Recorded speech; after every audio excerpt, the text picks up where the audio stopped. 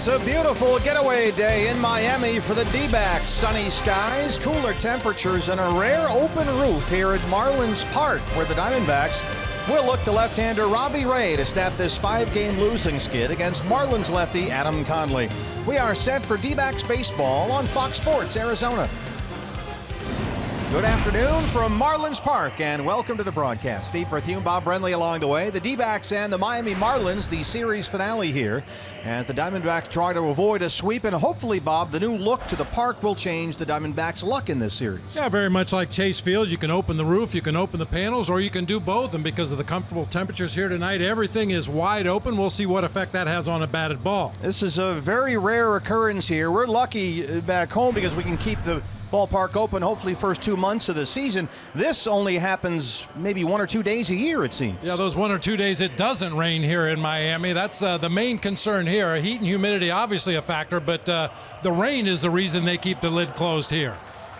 Well, a different look for Chip Hale in his lineup tonight. Gene Segura back in the leadoff spot. How much have they missed him here? They've missed him a ton. He's missed the last 3 ball games with a minor hip issue, and for a team that's struggling to hit with runners in scoring position, Gene Segura batting over 300 with runners in scoring positions. As a matter of fact, Gene Segura and his double play combo mate Nick Ahmed, the only 2 guys hitting over 300 in the regular lineup. A matchup of left-handers here. Robbie Ray for the Diamondbacks and Adam Conley for the Marlins. He almost threw a no-hitter his last time out against the Brewers in Milwaukee. Set for D-backs baseball from Miami. First pitch coming up on Fox Sports Arizona.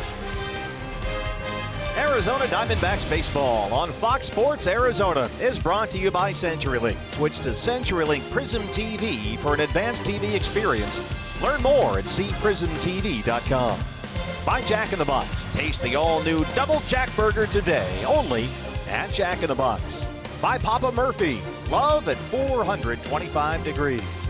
And by your Valley Honda dealers, where you'll get more standard features for less money.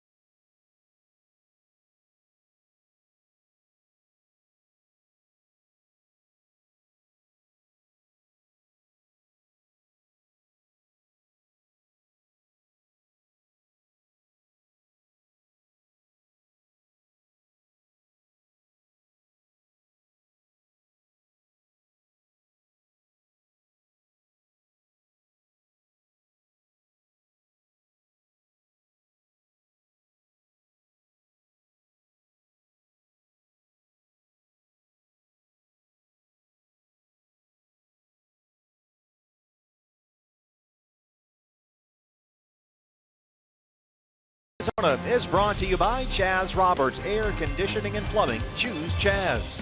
by Lone Butte Casino. You're in for more winning moments at Lone Butte Casino. By Yancey's Fancy, New York's finest artisan cheese. And by Cox Gigablast. How will you live the gig life? We are open for business here at Marlins Park in downtown Miami. Diamondbacks trying to salvage the series finale with the Marlins. First pitch is next on Fox Sports Arizona.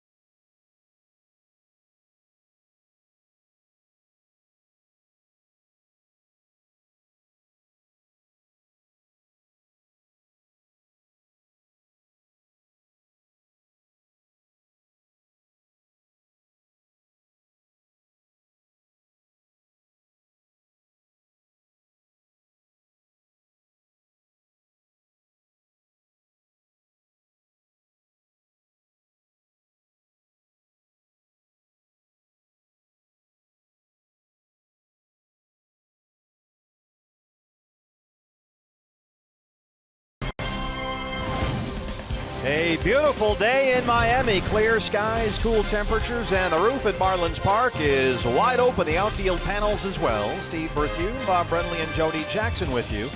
Fourth time in 2 years they've had the roof open here at Marlins Park, and the Diamondbacks have played in 3 of them. They got to get this thing rolling in here. They've lost 5 straight, 7 of 8. The lineup, Bob, for Chip Hale's D-backs here tonight. Yeah, we mentioned in the open, Gene Segura back in the lineup today, playing second base. He'll be leading off. Brandon Drury down at third base. Paul Goldschmidt at first base. Wellington Castillo doing the catching. David Peralta, or rather, Castillo Peralta out in right field. Yasmani Tomas in left. Chris Owings in center. Nick Ahmed at shortstop, and Robbie Ray, the left-hander, on the mound. Good to have Gene Segura back in the leadoff spot. For more on that, here's Jody. Yeah, guys, certainly this team could use that spark that Gene Segura has given them all season long. He's back in there tonight. I said, how did it feel last night getting the hit and then running the bases? He said he felt okay.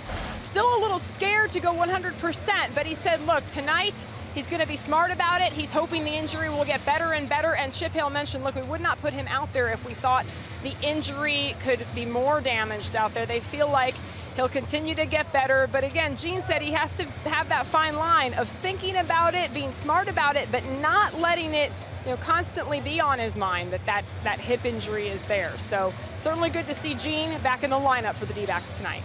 It sure is, Jody. Thanks very much. And we are just about set to go here. The Diamondbacks, as soon as this ball game is over, are on a plane. We're off to Atlanta for 3 against the Braves over the weekend at Turner Field, which will be our last visit to Turner Field.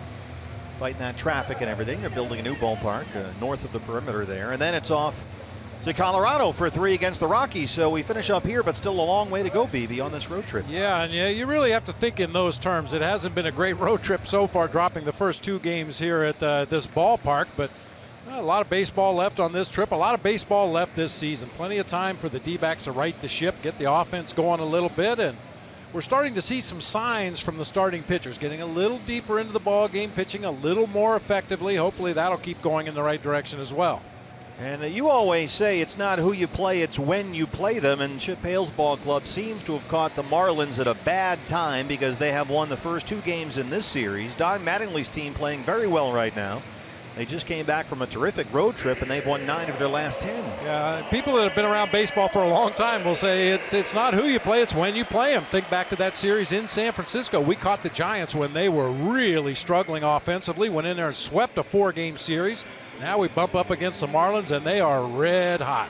And their Arizona Ford starting pitcher tonight is left-hander Adam Conley, the pitcher from the Palouse. He's a Washington State Cougar, a second-round pick by the Marlins in the draft 5 years ago, and he's done pretty well here in his second season in the big leagues. Unbelievable start last time out. A lot of fans will remember he had a no-hitter going into the 8th inning, pitched 7 2/3, did not allow a hit, struck out 7, walked 4, but had to come out of the game because of a pitch count.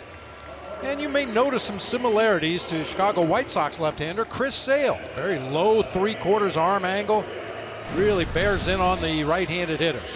The defense for Miami, our Eye on Defense, is brought to you by Nationwide Vision Centers.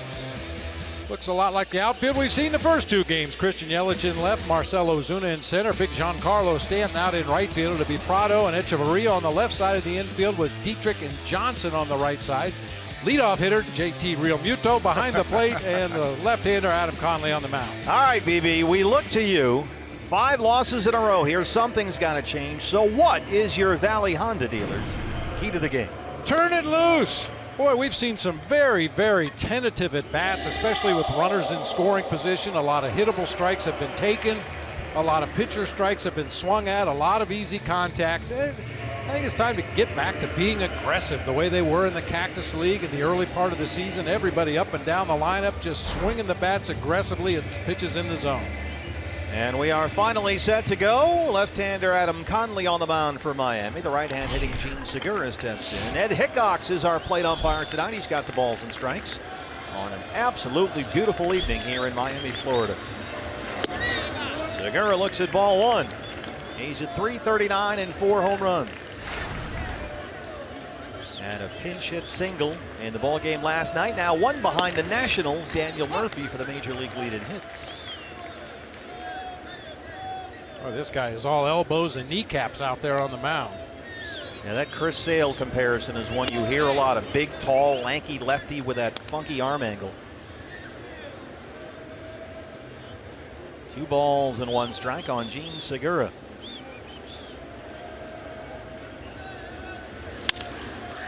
This is lifted in the air, very deep right center. Giancarlo Stanton is right in front of that warning track out there, and he's got it for the first out. Another thing we heard about the left-hander for the Marlins was that a lot like Ruby De La Rosa, he tried to pace himself in the early part of spring training and wanted to get deeper into the ball games, and they told him, hey, don't do that. Just go out and throw as hard as you can for as long as you can, and we'll take whatever it is.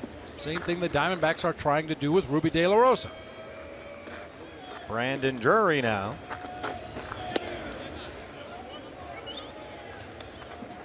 Brandon, 321 and 5 homers. He's in there at third base tonight. He is slugging over 600. Half of his hits this season have gone for extra bases. And he shoots this out to Yelich in left. 2 fly ball outs for Adam Conley. Here's Goldie.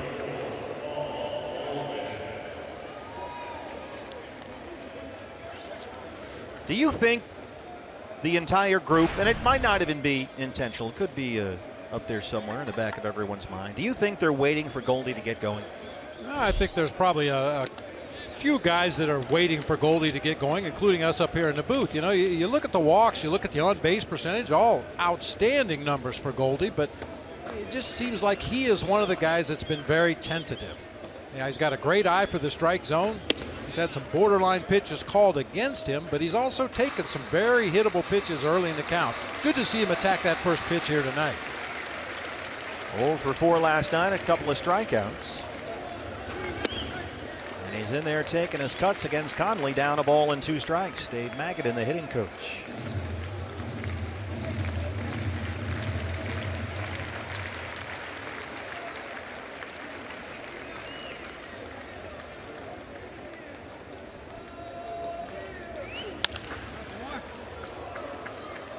And we talked for a long time with Chip Hale today about Goldie.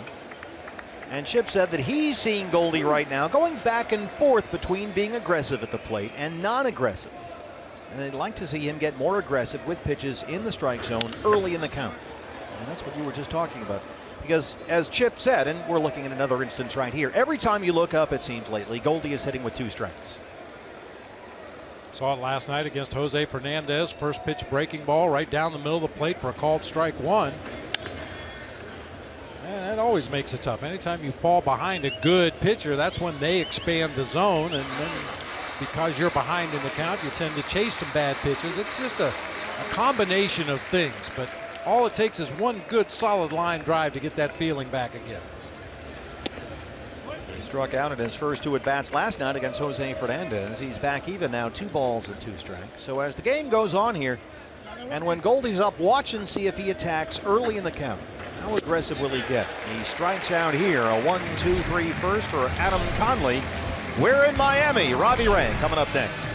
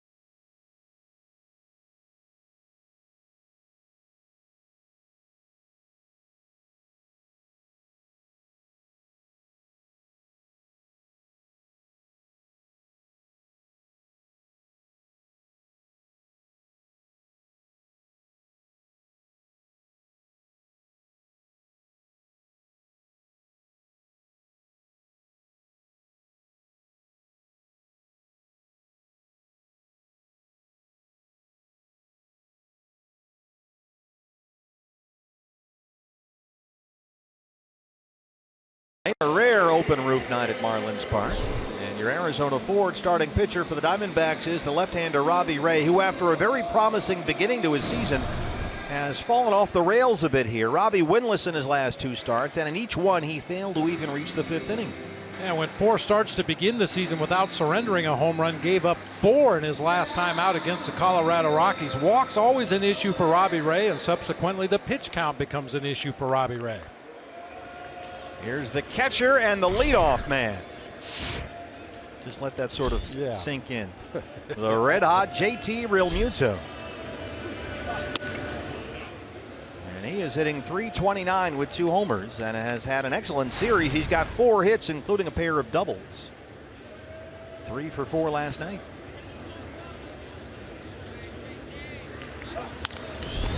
I'm just glad you were here to see it, that's all.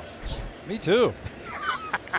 Just wish we wouldn't see quite as much as JT Realmuto. He's been all over this field, involved in just about everything the Marlins have done offensively in this series. Realmuto begins tonight with a 9-game hitting streak, and he's batting .514 during his hit streak, including 7 extra base hits. A big cut at the 2-1 there.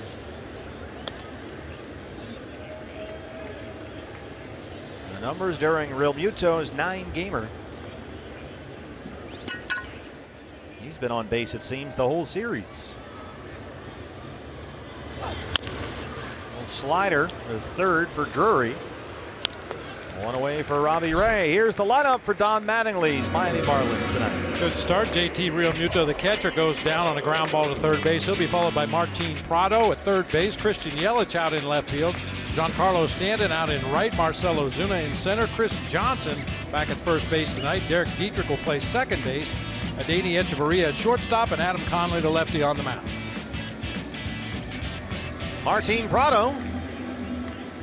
One hit in the series. He singled Tuesday. He's 1 for 9. Steps in at 379 on the year. And Martin, as he would occasionally do during his Diamondback days, has broken out the high socks. Remember that we tried to solve the mystery of the Martin Prado high socks? That went on for 4 or 5 months. Yeah, never did really figure it out. He would. Well, it was like a Bruce Wayne thing. He just wouldn't tell you. Oh, he's got a bunch of things. Well, that's yeah. Bounced over the mound. Nick Ahmed at shortstop on the short hop and makes a tough play look easy, as he often does. 2 down. Our eye on defense for the Diamondbacks, brought to you by Nationwide Vision Centers. Patrolling that big outfield will be Yasmani Tomas in left, Chris Owings in center, David Peralta over in right field. It'll be Drury and Ahmed on the left side of the infield, Gene Segura and Paul Goldschmidt on the right side. I thought you were pretty close that time. Wellington Castillo behind the plate, Robbie Ray on the mound. I have been consistently brutalizing Nick Ahmed's last name, and it's in my head now. And it is. Oh, it happens. Hang with him. Christian Yelich. Nice quick 1-2-3 first for Robbie here. Get him off to a good start. There's a strike at 95, 0-1. Yelich 333, couple of home runs, including his 437-foot shot off the upper deck in right field Tuesday. 0-2. But with our hypersensitive field mics, you can hear Robbie Ray out there grunting on every delivery. Even with everything open, there's a big echo in here. And this, on a night like this, with everything opened up, this ballpark is spectacular. It is just beautiful. The entire Miami skyline behind left field. We really lucked out here. Called strike 3, 96. He rings him up. A 1-2-3 first. A good start for Robbie. No score in Miami.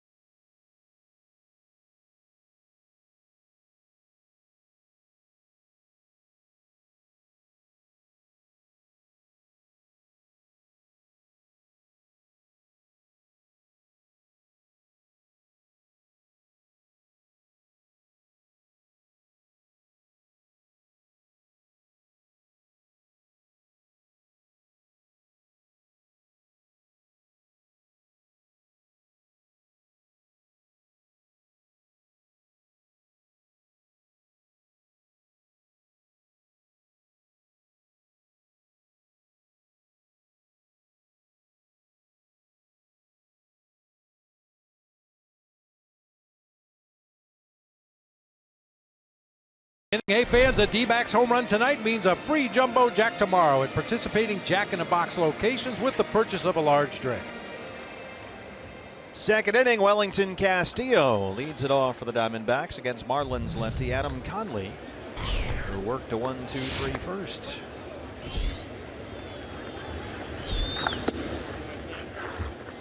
And Welly hitting .293 and 7 home runs. 5 of his 7 homers have come this year against left-hand pitchers.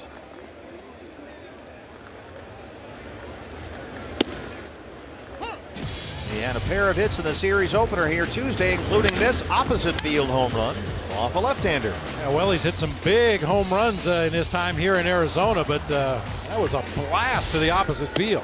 Ball just doesn't carry particularly well to the opposite field, either for a righty or a lefty in this park.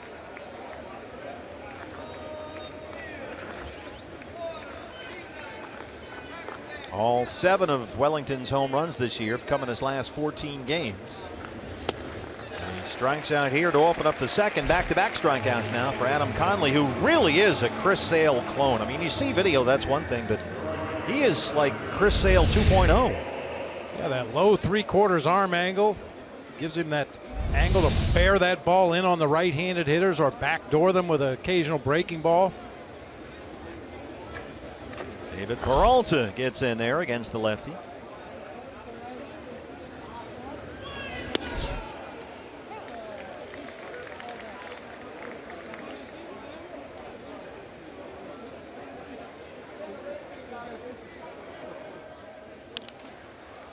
And he's quickly down 0-2. Peralta homered here last night off Jose Fernandez, his third of the year. He's hitting .255.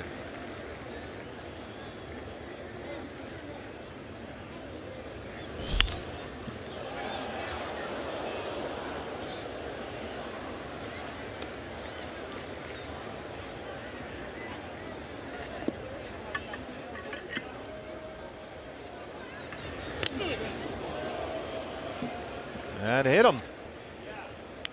We're pretty sure.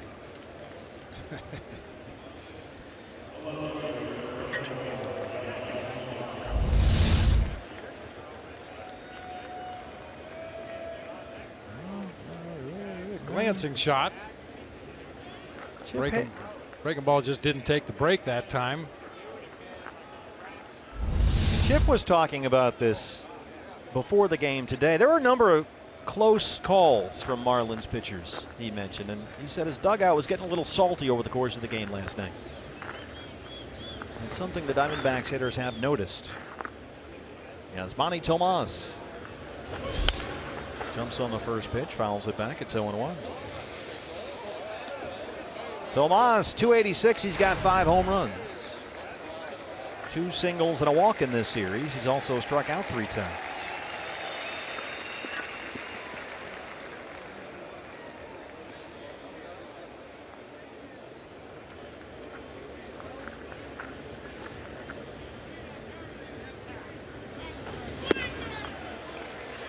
Oh, 2.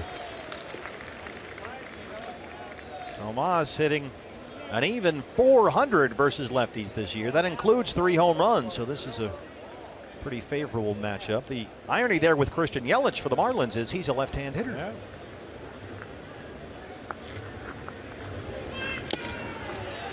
And Adam Conley's got it working here, his 3rd strikeout.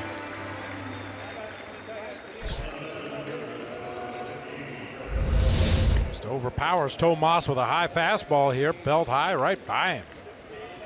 Hey, seeing something here tonight that we normally see when we're down in San Diego. It's Fleet Week at Port Everglades, and a bunch of servicemen and women here from the United States Navy tonight. Thank you for your service. The great thing about all those guys, they're all on a submarine and they're here and the roof is open. Now that's irony. Chris Owings. They were showing video on the Marlins board here of the sailors in their submarine. Pretty impressive. Chris at 263. 0 for 3 in a start Tuesday night. Did have an RBI and a base on balls. Peralta the runner at first, 2 down.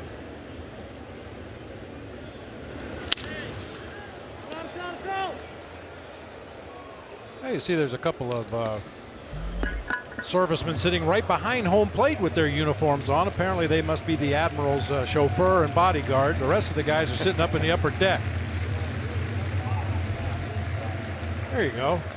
All right, we got bleacher seats, except we got 2 box seats behind the plate. Now who gets them? These guys got good seats, they got good seats too. Good to have them here.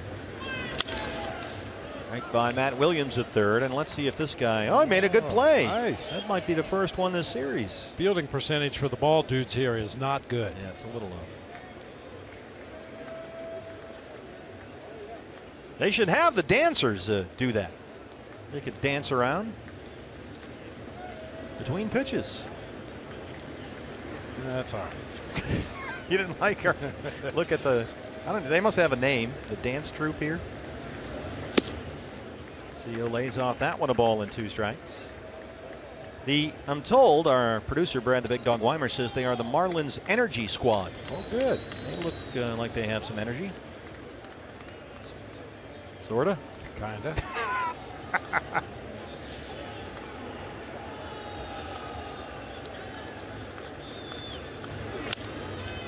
Third and final game of this series here in South Florida, and once again a partial sellout.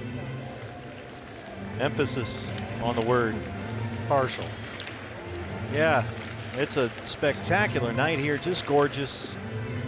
And the battle continues for professional sports in Florida. Doesn't matter what the sport is. No. Not a baseball thing. Well, Adam Conley might be a handful here tonight. He's already got 4 strikeouts through 2 innings. No score at Marlins Park.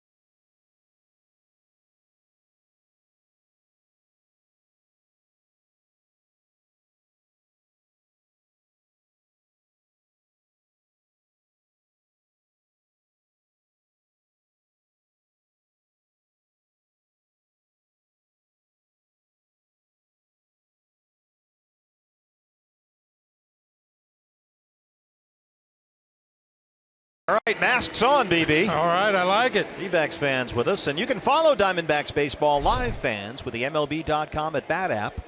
Stay up to the moment at any moment. Game day, live game video, highlight, statcast, the whole thing. Download MLB.com at bat, the #1 app for live baseball, on your phone and tablet. As Giancarlo Stanton leads off the Marlins second against Robbie Ray.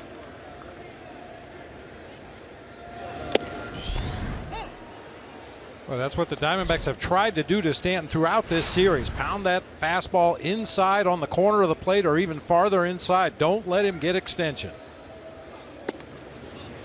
Stanton doubled, walked, and homered last night. He has now hit a home run in 6 of his last 9 games.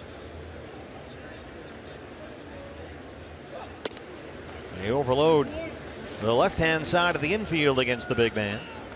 Robbie Ray behind 3-1.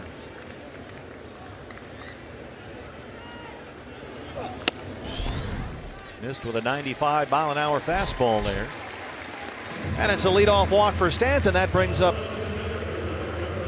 Marcell Ozuna. And he's been a problem in this series. His batting average continues to climb. He's up to 240 with 5 homers.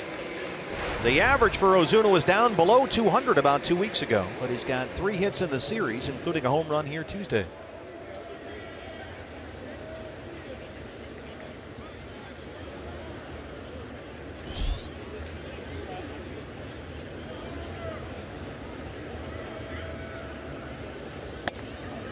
That's critical for Robbie Ray right there. Throw, strike 1. Chip Hale was talking about that before the ball game. Pretty simple.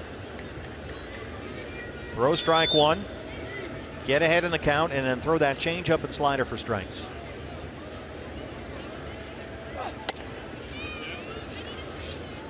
Easy to say, Chip said, but now Robbie just needs to go do it. We've seen him do it before, but he's had a couple of bad ones in a row, and hopefully on the road here it improves. And the Diamondbacks could really use a boost tonight to snap this 5-game skid.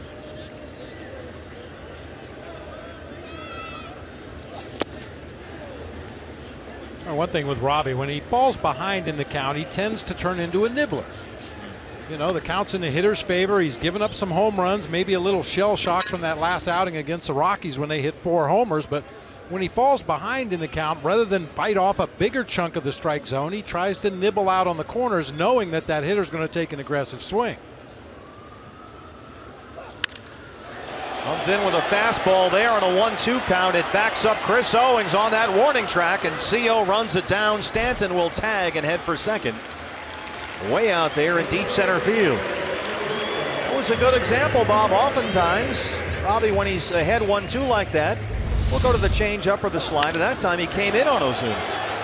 And even though that ball carried a long way out there to the warning track in center field, Ozuna didn't square that ball up. Sounded like it got in on his hands just a little bit. Didn't make that crisp sound off the bat, and CO able to run it down.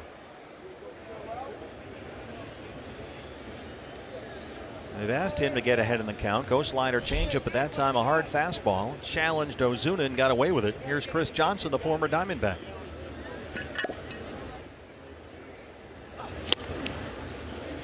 And again, he throws a first pitch strike. Just what you're looking for. Johnson hitting 200 with only 1 extra base hit this year. Hitless in his start Tuesday. Had a walk and a strikeout.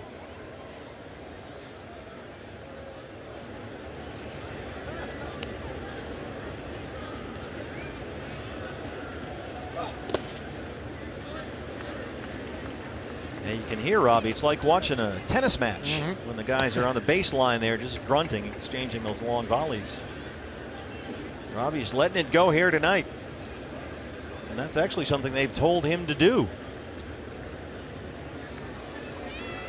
Chip Hale was saying that they want him to get deeper into the games, and that pitch count thing, that need to go deeper into the games, maybe in his head a little bit now. Chip said it might be a mental issue with Robbie.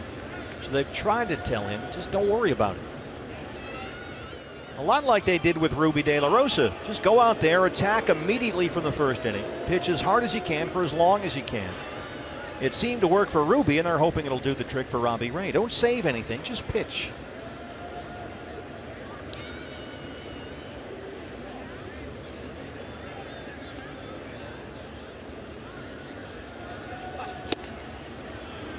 Johnson chases that one, and Robbie again is ahead 1-2. You know, I say this all the time. Batting practice doesn't necessarily translate into a good or bad game, but if it did, Chris Johnson has no chance tonight. I watched him take batting practice. He couldn't get a ball out of the cage this afternoon.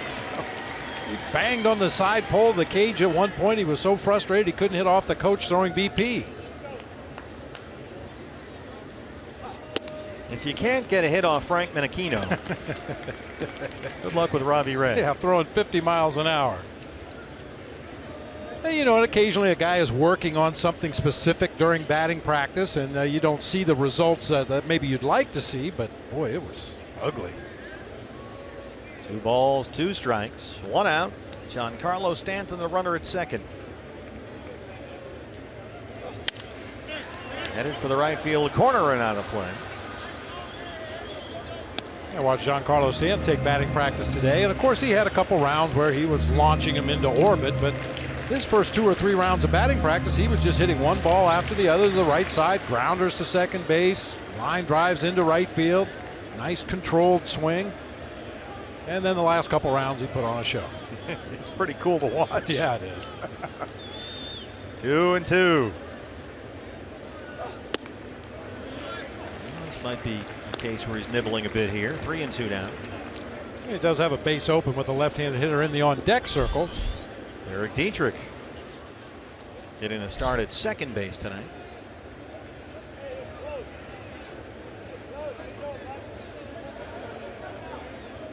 Second 3-ball count in this inning for Robbie Ray. He walked Stanton to lead off the second.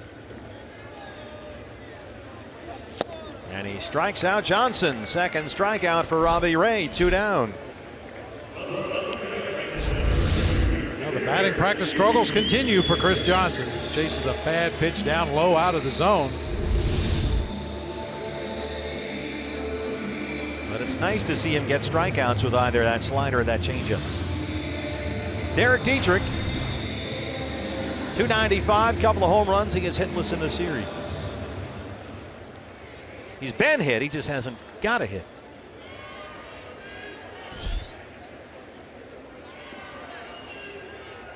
Nick Ahmed at shortstop, sneaking in there behind Giancarlo at second, and there's strike one. Good job so far by Robbie to throw that first pitch strike. Yeah, big tip of the cap to the Marlins training staff for getting Dietrich back on the field as quickly as they did after that horrible beating in the first game.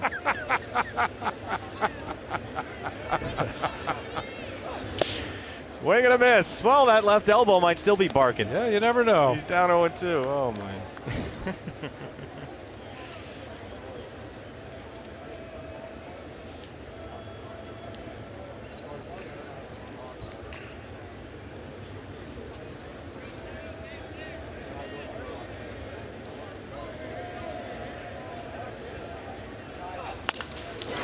That's a base hit. He dunks it into very shallow center. CO is playing back. He's got a long way to come in. No chance to get Stanton. And it's 1-0 Miami. Derek Dietrich's first hit in this series, an RBI single with 2 outs. Well, that's one instance where you'd like him to hit the ball a little bit harder. Cued that one right off the end of the bat. Just got out over the infield and died in front of Chris Owings. By the time he gets to it, no chance to throw out Stanton at home plate.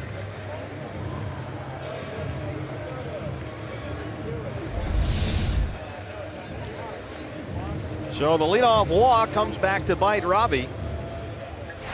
A run in, Dietrich at first. 2 outs, and Danny Echeverria, the shortstop. 217 and 2 home runs. He has singled and walked in the series.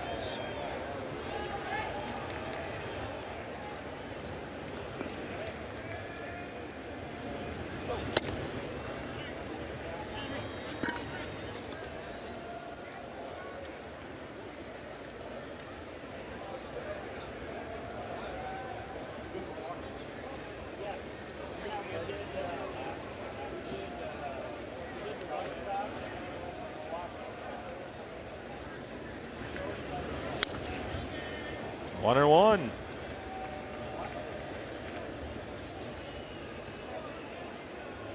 Robbie in his last 2 starts, just 3 innings against the Pirates. Then he lasted only 4 innings versus Colorado. And both times he threw nearly 90 pitches in that short amount of time. So that's 2 starts totaling 7 innings. During which he gave up 10 earned runs and 15 hits. And looking to get back on track tonight, but now trails 1-0.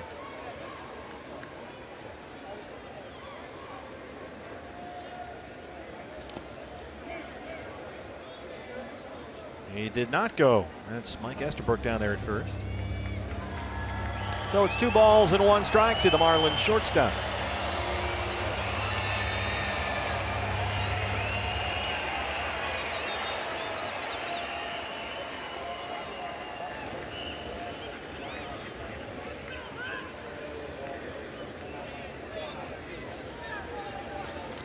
Where does this guy rank for you, Bob, among National League shortstops, Danny Echeverria? They love him here. Yeah, they sure do. Offensively, he's having his struggles this season, but defensively, I don't know if I've seen enough of him to really say. He's made some fantastic plays, very quick.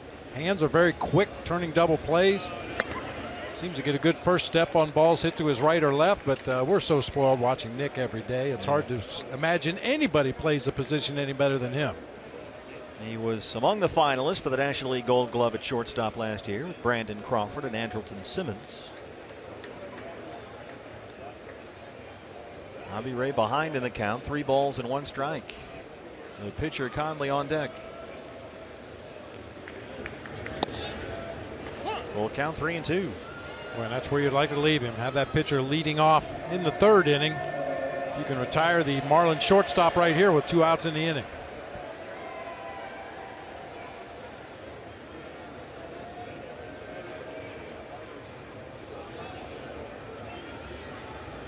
There goes Dietrich.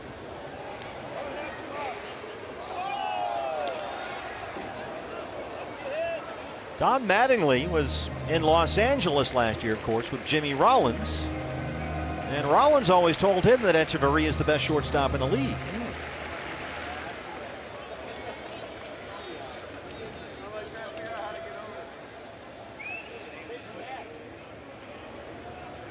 Dietrich takes off one more time, and again Echeverria fouls it off.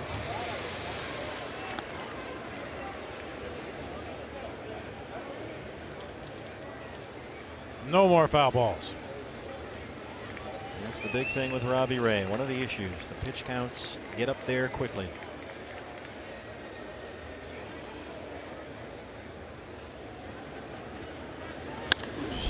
High fly ball. Right field for Peralta. And that's the end of the inning. But the Marlins get one. They lead it 1-0.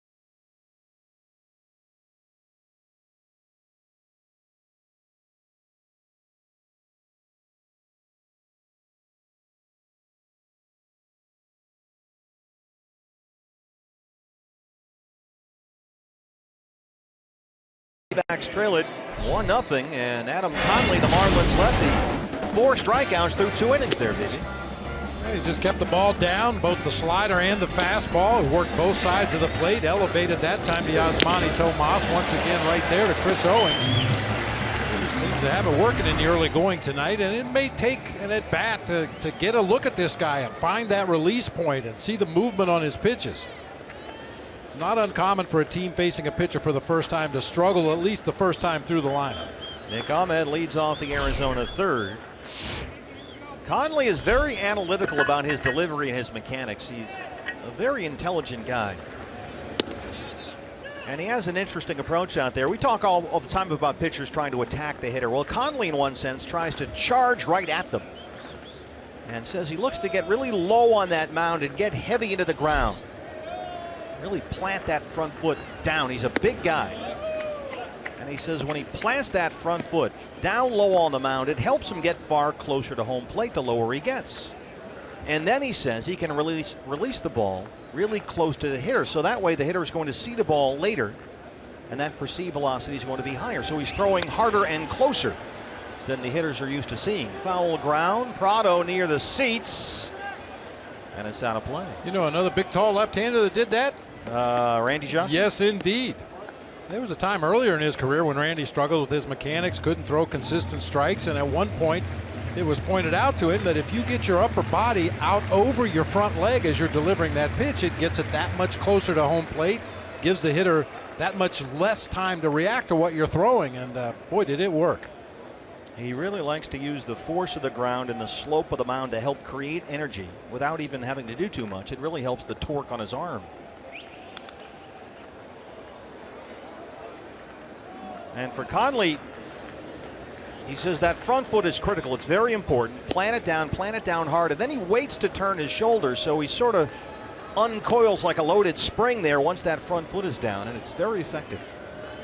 And you hear hitters talk about a pitcher that hides the ball well, and that's part of it. You know, that front foot comes down, and a lot of guys' upper body is already wide open, giving the hitter a real good look at the release point.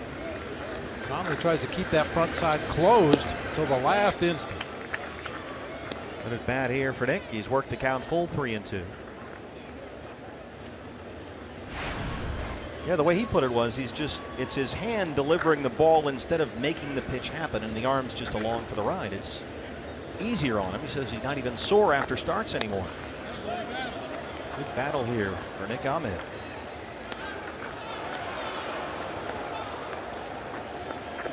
But a big guy like this throwing hard, trying to get low and really come down toward you, almost charge home plate as it were.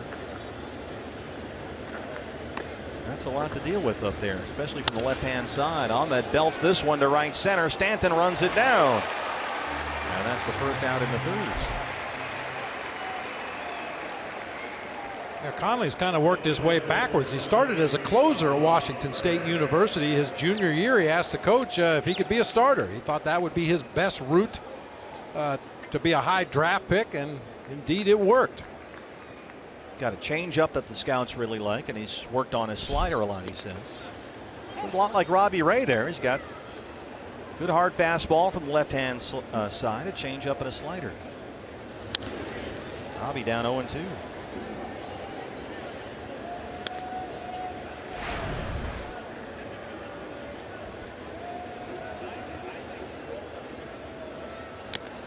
Of course, Conley got his first win this year in his 5th start. That was last Friday at Milwaukee, and now famously took a no-hitter into the 8th inning against the Brewers in that game, but had to come out at 116 pitches. He had walked 4, 7 strikeouts.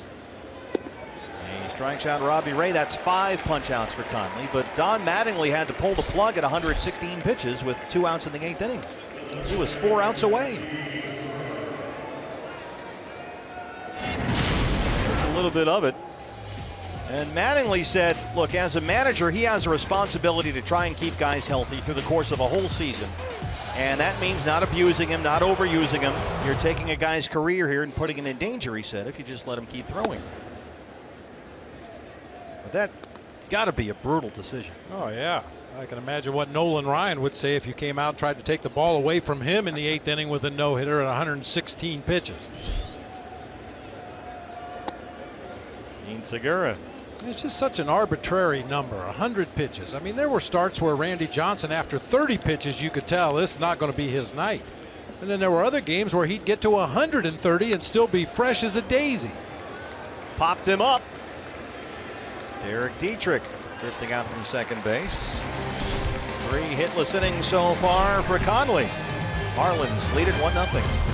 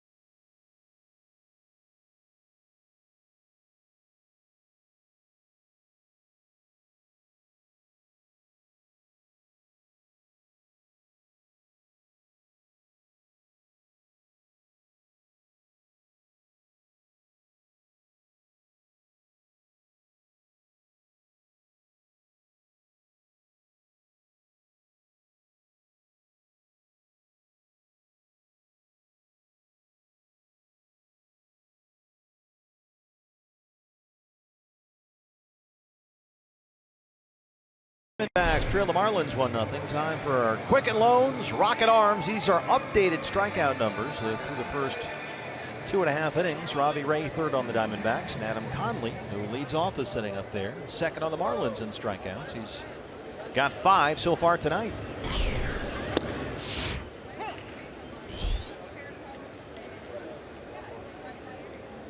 Miami leads it 1-0. Derek Dietrich, a 2-out RBI single in the second. Diamondbacks still looking for their first hit. Short hop by Nick Ahmed. What a play.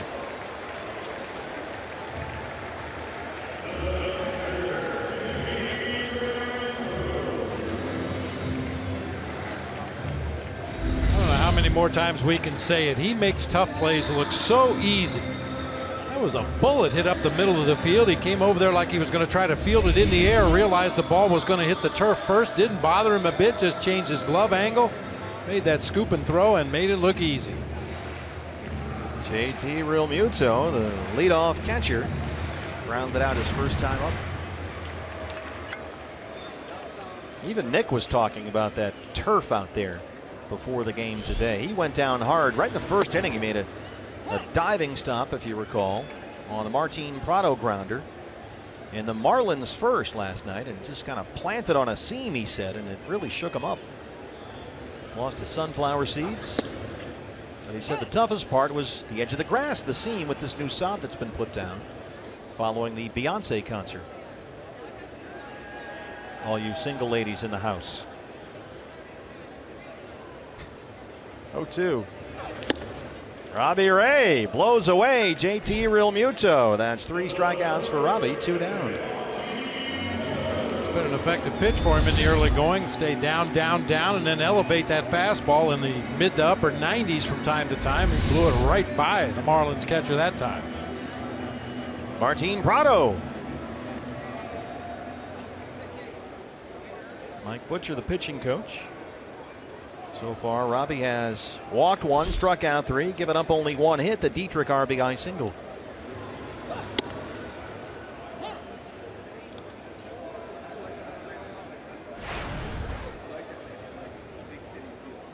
Prado went hitless in 4 at-bats last night. It was the first game all season in which Martin Prado started but did not get a base hit.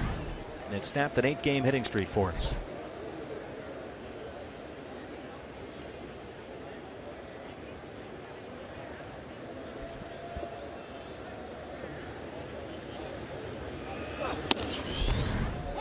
One and 2. I'd say, Bob, for the most part, Robbie has been ahead in the count all night so far. Yeah.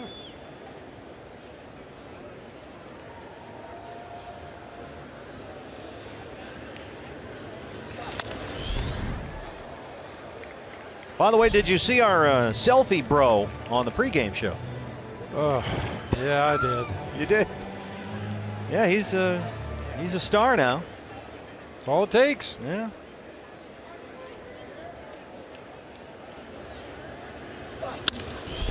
Fly ball, deep left center field, long run for Owings, and CO runs it down on that turf. Chris Owings covering an enormous amount of ground out there. Takes extra bases away from Prado. It's 1-0 Miami after 3.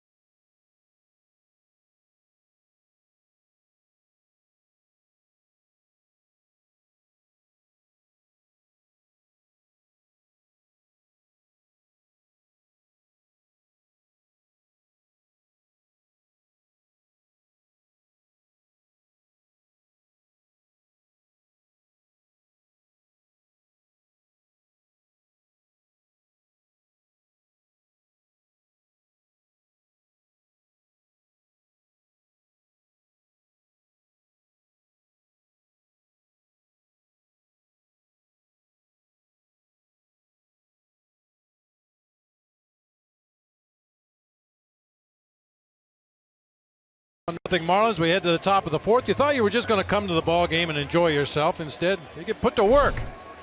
Yeah, can't they just put their feet up and enjoy the game?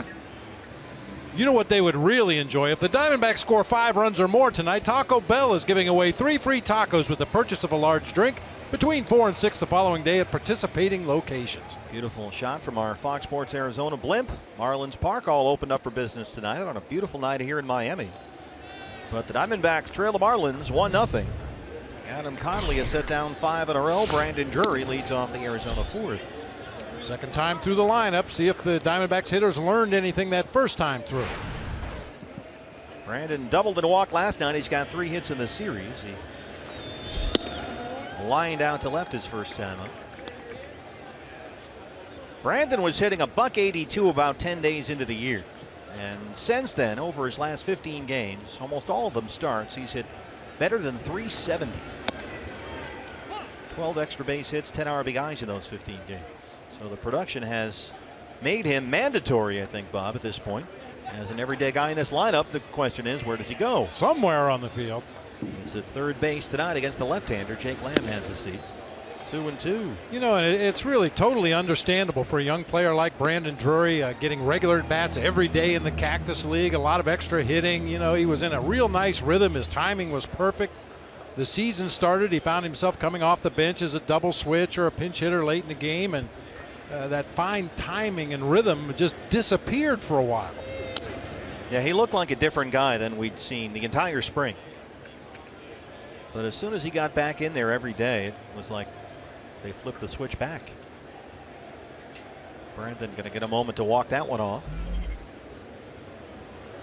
Well, Chip said the other part of that is sitting Jake Lamb against these lefties lately. That's the downside. But Chip told us today that Jake, they don't think, has been swinging the bat all that well against left-handers this year.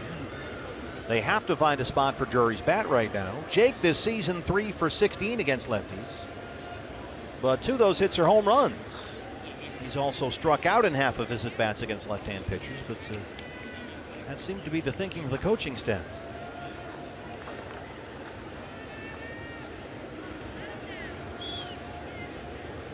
Two balls, 2 strikes. Full count, 3-2. Goldie on deck.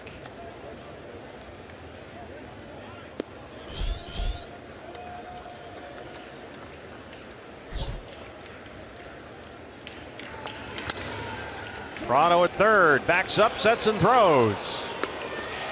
One away, 6 in a row, set down by Adam Conley, who has yet to give up a base hit. Coming off 8 2/3 no-hit innings in Milwaukee. 7 2/3. 7 2/3. Math. Yeah. Goldie struck out to end the first, his first time up.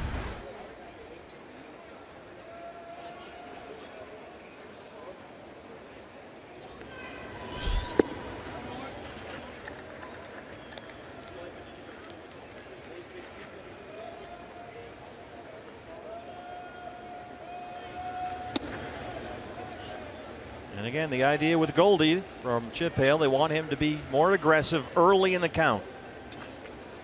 But he hasn't gotten anything to hit yet. Looks at that one right at the knees. That's the one I'm talking about.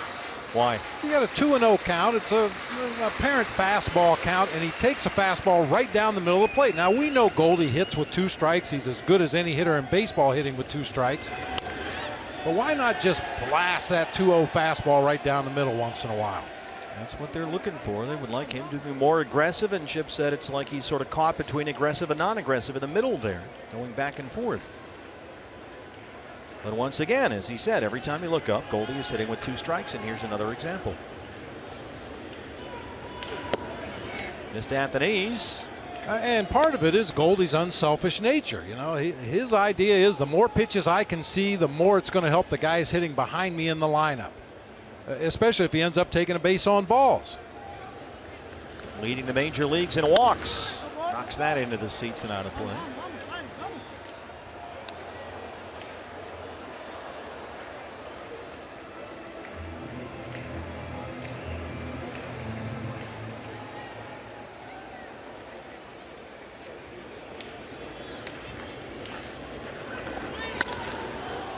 A fly ball out to Giancarlo Stanton in right field. 2 down. Goldie 0 for 2. Here's Castillo, who struck out his first time up.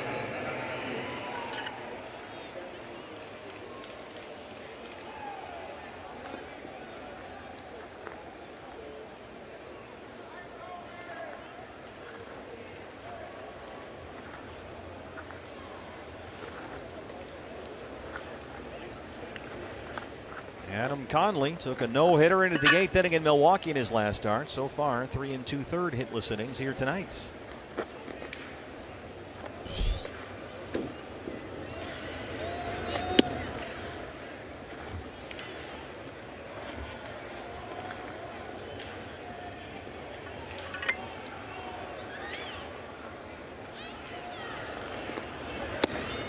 Funny that his effort last week would have been the 6th no-hitter in Marlins history had he gone all the way and blanked the Brewers. Milwaukee has only 1 no-hitter in its history, and that was thrown by his pitching coach, Juan Nieves. 1987, Nieves no-hit the Orioles. There he is.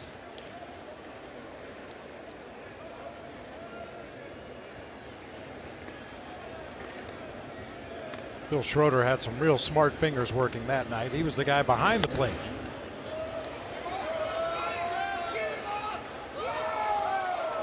Rock. That one, you almost caught that one. It was in the vicinity. We've got a very rambunctious group right beneath us. And in this ballpark, in the words of Till Tuesday, voices carry. That's a good dig right there. 2-2. Bangs it into left, a base hit. There's the first Diamondback hit tonight, a Castillo. 2-out single in the 4th. Hush, hush now. A little bit off the end of the bat that time, but yeah, it just breaks the seal. Hopefully that'll open up the offense for the Diamondbacks, getting that first knock there here with 2 outs in the 4th inning. Just their second base runner. Peralta was hit by a pitch with 1 out in the 2nd, so that snaps a stretch of 7 straight retired by Conley. And here is David again.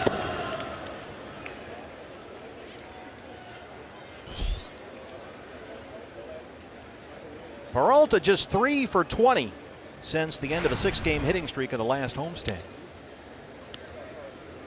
And hopefully that home run he hit last night will turn him around. Anytime you homer off Jose Fernandez, you're doing something right.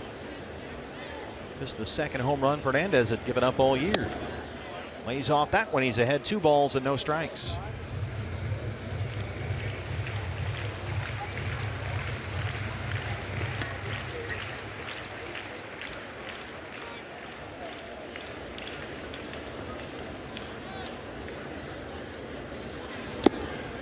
Three and 0.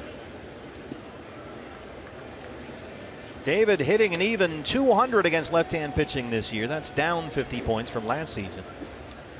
6 for 30, but he does have a double, a triple, and a home run against lefties this year. 3-0 is in there, first strike. He even looks like Chris Sale.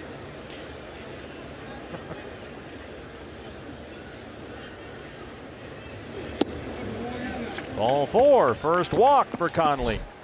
And the Diamondbacks have a pair of 2-out base runners for Yasmani Tomas. So he had set down 7 in a row with 2 outs in the inning. Castillo singles, he loses Peralta. And Conley has gone to a 2-0 count to the last 5 batters in 6 of the last 7, so he's getting behind and it's starting to bite him. I'll take a big bite right here. It's something you can drive. You may remember Tomas chased a high fastball with 1 out back in that 2nd inning and a runner at first base. Pitch count getting up there here in the 4th.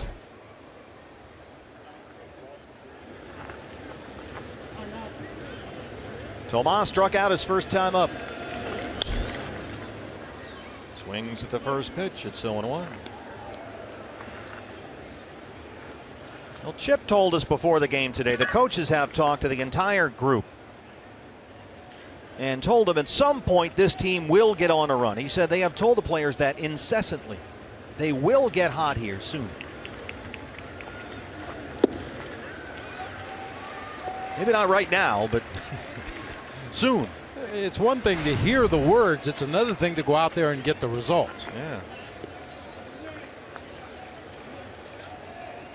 Tomas hitting .400 versus lefties this year. He struck out once. Now he's down 0-2. Foul tip, and Real Muto holds on. 6 strikeouts for Conley. Diamondbacks trail at 1-0.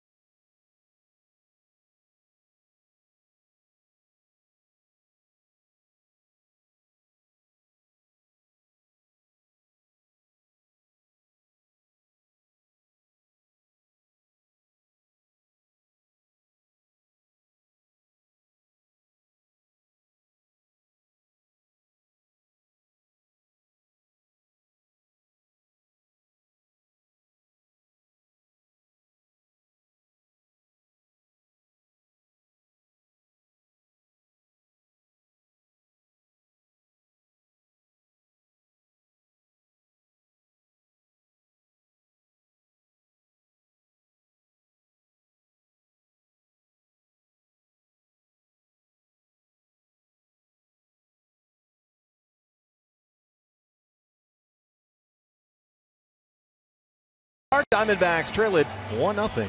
And may the force be with the D-backs as they take on the San Francisco Giants. Star Wars night next week, fans. Saturday, May 14th at Chase Field. And if you arrive early, you'll get the D-backs Star Wars soft style t-shirt courtesy of Cox Communications.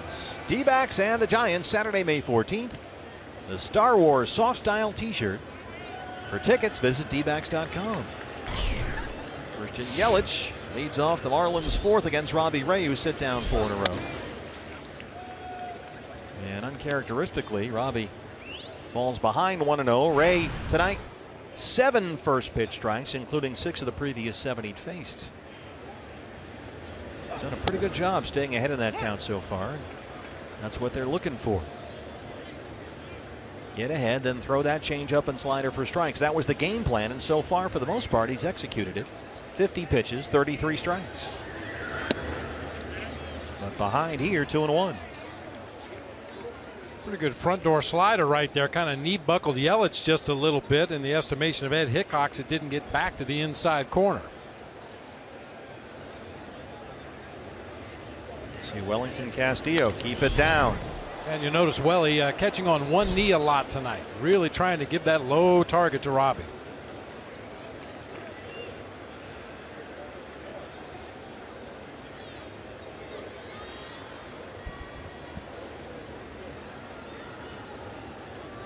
Again, keep it down. Got it up, but he fouled it off.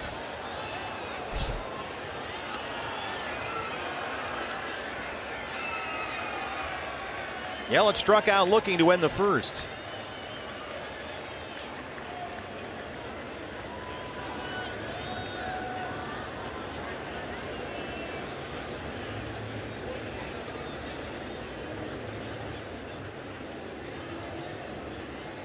That took a little while. I think Robbie Ray wants to throw a fastball in. No, it's like maybe a breaking ball, curveball. Slower breaking ball. Yeah, Wellington went through all the signs. Robbie kept shaking. I thought maybe he just wanted to change location on the fastball, but he wanted to throw the curve, something he'll break out every now and again against the left-hander. He left it up. It looked awfully enticing, and Yelich took a cut at it.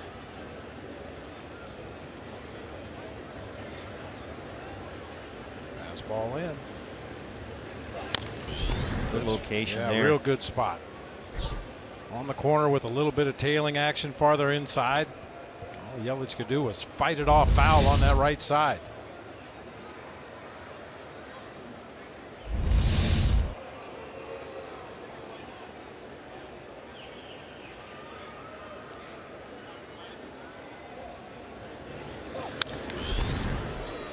He's not keeping the ball down the way Castillo is trying to get him to. That one leaked up as well.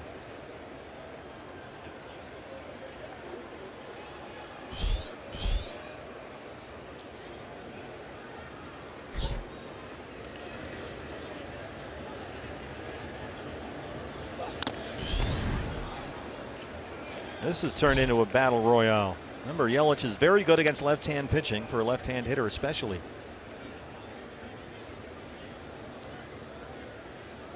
Tenth pitch of the at-bat coming up. Christian Yelich and Robbie Ray.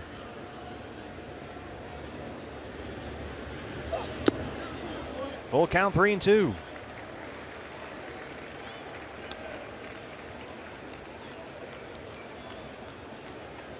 It's a lot when you're trying to go 90, 100 pitches, 12 pitches to one guy. That's a lot.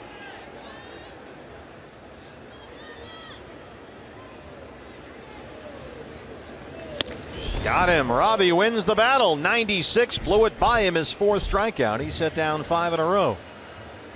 All those pitches down in the zone. Elevates up above the belt. Very tough to catch up to that pitch at 96. Second time tonight he struck out Christian Yelich, and now he'll deal with Giancarlo. Stanton walked and scored his first time up. First pitch strike for Robbie.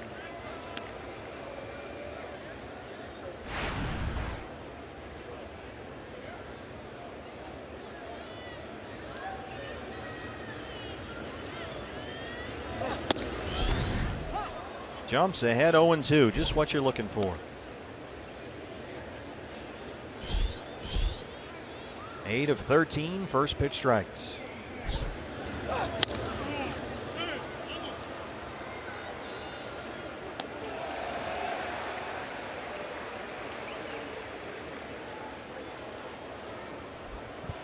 Now where do you go ahead 0-2?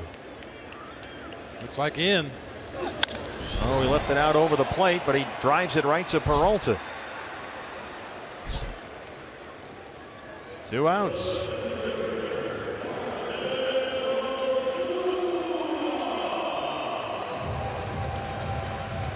Marcell Ozuna flied out his first time up. Robbie's got a nice rhythm going right now, even after that battle with Yelich to open up this inning. He set down 6 in a row.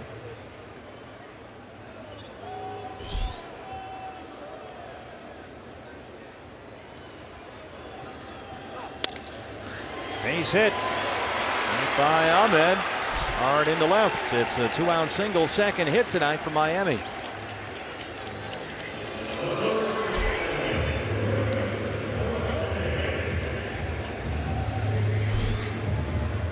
Chris Johnson now. A strikeout victim his first time.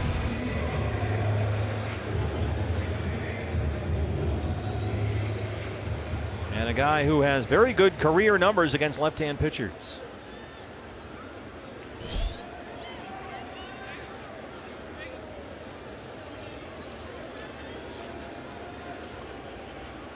Ozuna's had a good series. That's his 4th hit.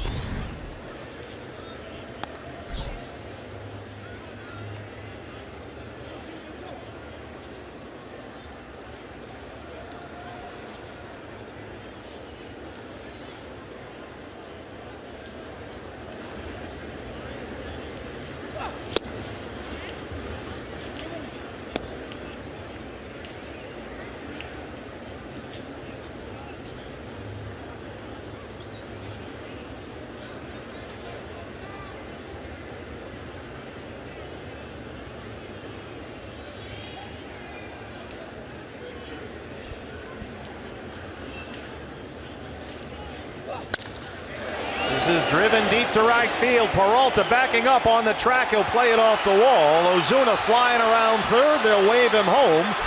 And it's an RBI double for Chris Johnson. Peralta did a good job getting that one back to the relay man. They made it close.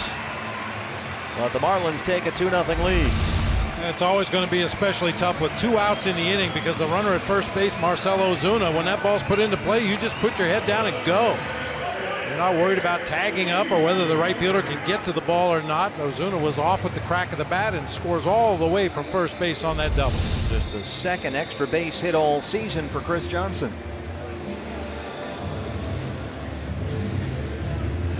So 2 two-out hits have made it 2-0 Miami. Here's Derek Dietrich, who had an RBI single in the second. Yeah, we talked about that long at bat by Christian Yelich to start this inning, and this could possibly be the dividend here for the Marlins offensively. Run up a high pitch count before there's even 1 out in the inning. And occasionally that pitcher will get a little fatigued out there. Things will come apart a little bit.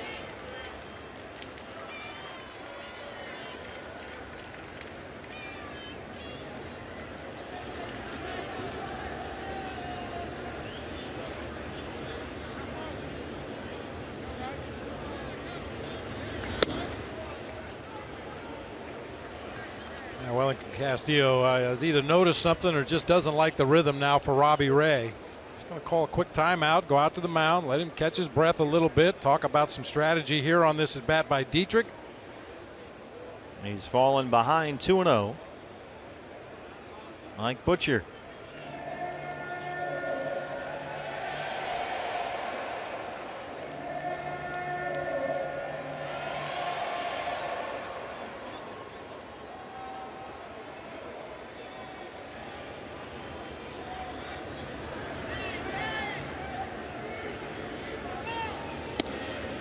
In there for a strike, 2-1.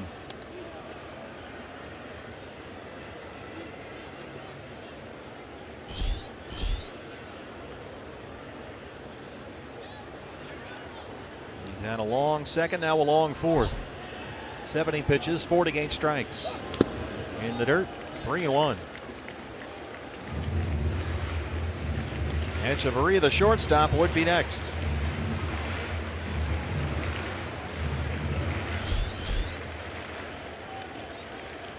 We always talk about retiring that number 8 hitter and making the pitcher lead off the next inning. Well, the way Echeverria has been struggling, you'd like to get Dietrich right here.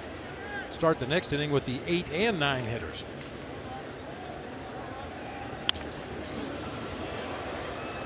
Full count, 3-2.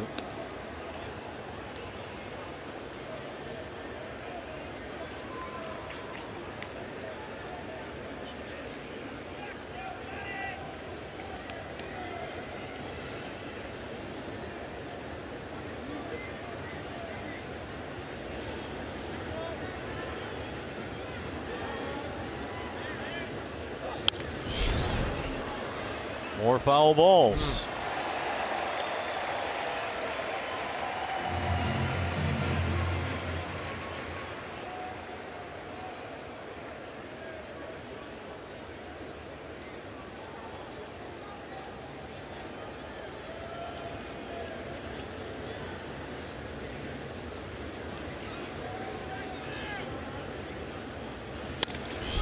He rolls that one to third. Brandon Drury, what a play, but he won't get Dietrich, who runs well.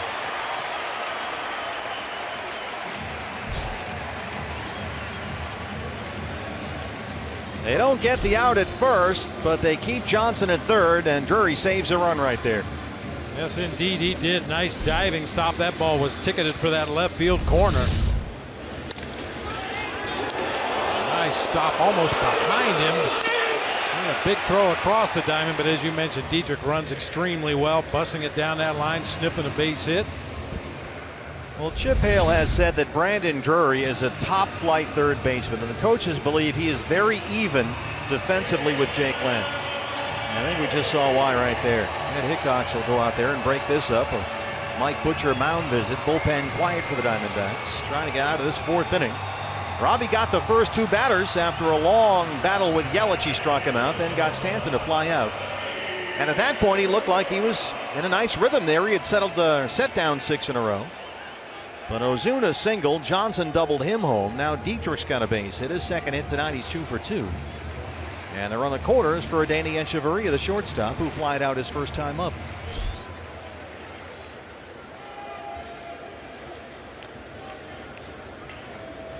Three straight 2-out hits for Miami.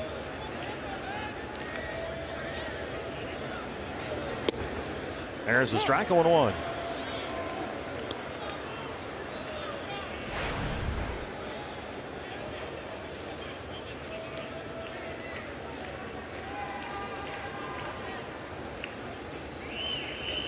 Echeverria just 1 hit in the series. Check swing foul. No balls and 2 strikes. Might see Dietrich try to steal a base right here. Number 8 hitter up at the plate. 2 outs in the inning, a 2-strike count. Even if he would happen to get thrown out, Echeverria would get to start his at bat over again in the next inning. 29th pitch of this 4th inning on the way from Robbie Ray.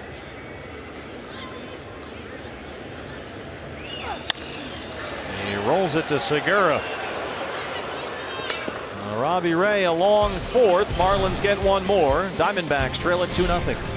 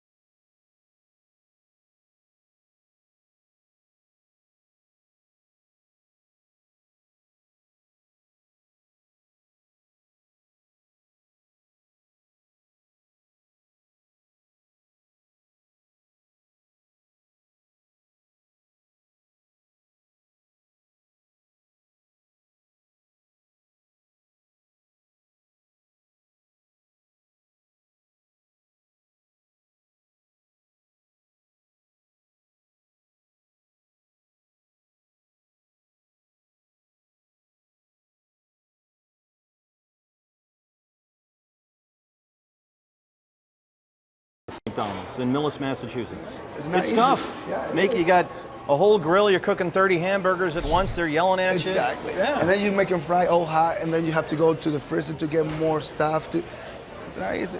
It's not. Cup of Coffee show after Sunday's game in Atlanta. David Peralta. We're also finding things out about our own Steve Berthium as well. Those two guys bonding over the time they spent working at McDonald's. David, of course, to have that money to continue playing ball. His amazing story, Steve will bring you during that show. But Steve, you know, David worked just up the road a little bit at McDonald's, and you know what? We never knew that you did as well. So now we know that as well. Chris Owings, this is critical information. Fly ball to center field. Well, yeah, that was we all had a first job, right, in high school. Oh, how about this? That's Whoa. Back in the cross country days, about 30 years and 60 pounds ago. I've got a lot in common with both you guys. You both worked at McDonald's, and I like to eat there. Yeah, there you go. Our McDonald's was right near next to Foxborough, Massachusetts, where I grew up, and the New England Patriots would always drive through after practice. You know, Steve Grogan or somebody would drive through the drive-through there. It was a big deal. 10 Big Macs and 4 large fries just for me. Nick Ahmed. We didn't even have a McDonald's when I grew up in Coshocton. How can that be? Just didn't. What'd you have? The Dairy Queen. Get a brazier to go. Ozuna one more time. Ahmed lifts this deep out to left center.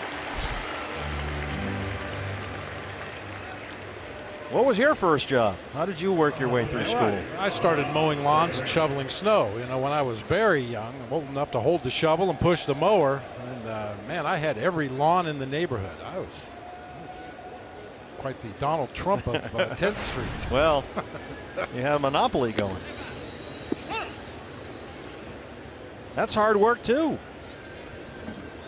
Or did you have a staff like you do now? No.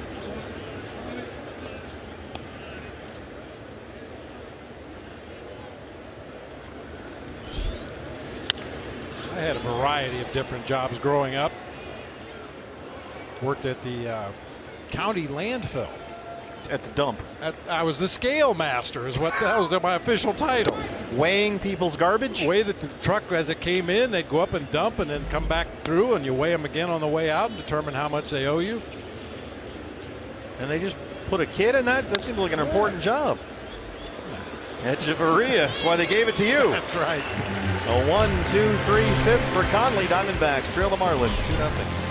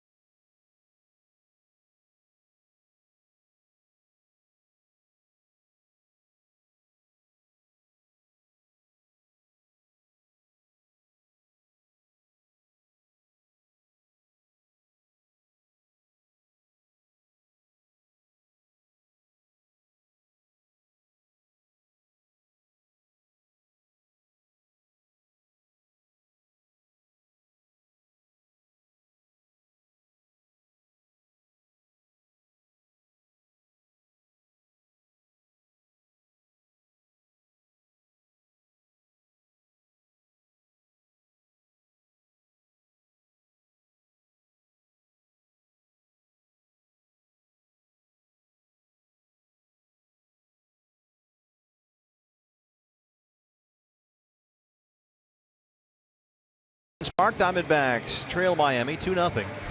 Bottom 5. Greater coverage of baseball brought to you by T-Mobile. We check the other scores around the National League West.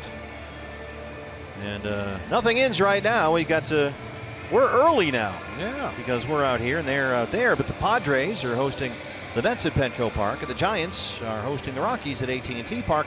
The Dodgers were out here in Florida like we are, playing the Tampa Bay Rays in an interleague matchup. The NL West and AL East are going head-to-head.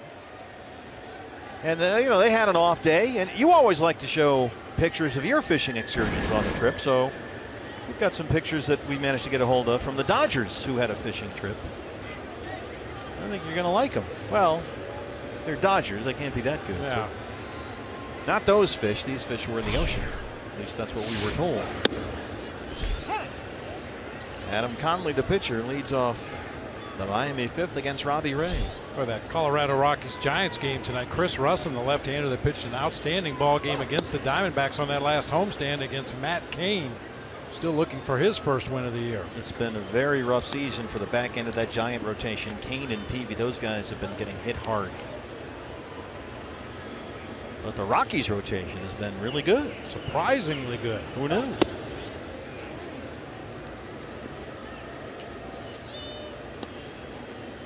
.80 pitches now for Robbie Ray, 55 strikes.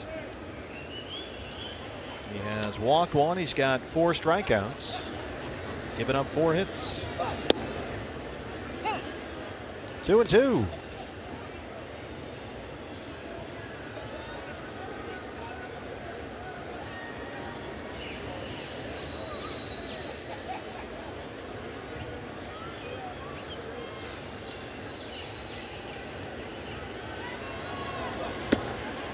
Struck him out. That's 5 strikeouts for Robbie Ray. So these are the pictures from the look at Puig. How'd you like to be on a boat with that guy fishing? Jeez. He's fired up. He caught that one. And there's Adrian Gonzalez in Puig at the end of the excursion.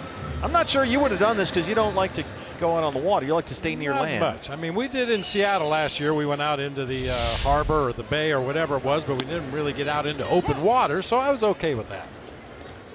JT Realmuto, a 9-game hitting streak, but so far he has grounded out and struck out 0 for 2. Robbie throws strike 1. That one is hit right to Drury. Knocks it down, recovers, and the throw pulls Goldie off the bag, but he got the glove on the shoulder, says Mike Estabrook down there. Perry Hill, the first base coach, immediately pointed his eye toward the third base dugout. Wants him to take a look at it over there, whether Goldie got the tag on Realmuto or not. Ooh, man, that looked like I might have bit him in the bare hand right there as he tried to make the two-handed play. Our Chaz Roberts air conditioning cool play of the game. Maybe not that cool. The headsets are coming on here. Every time I see that play with Goldie, it makes me nervous because I think of Mark Teixeira, who severely injured his wrist on a play like that and really was never the same hitter after that. So those little throws that pull Goldie off the bag and he sweeps around and makes the tags, all well and good, but bad things can happen there. Yeah, you're so exposed. I saw the same thing happen to Derek Lee in Chicago one time, an errant throw on the home plate side of first base, and as Derek reached across to make the play, the runner got there the same time the ball did and badly damaged his wrist. They have shown it on the board here, and it looks like Goldie missed him. They don't have a definitive angle as of yet, but at least on the replay video board here, let's see. This might be a swing and a miss.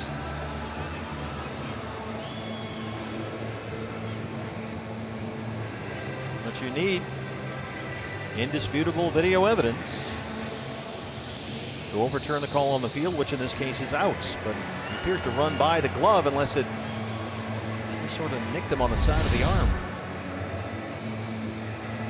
Can he pretend he was tagged by the glove and, suddenly come up grabbing his arm? Wouldn't surprise me a bit. Yeah. Well, I mean, Goldie did his part to try to sell that play, held up the ball in his glove after the play was over to the first base ump Mike Estabrook to try to indicate that, yeah, I got him. He's on the headsets with the crew chief, Dana Demuth, who's at second base tonight. I like how the video guys, they just sort of have to stand there at attention between the umpires. It's like, don't make eye contact, look straight ahead, don't say anything.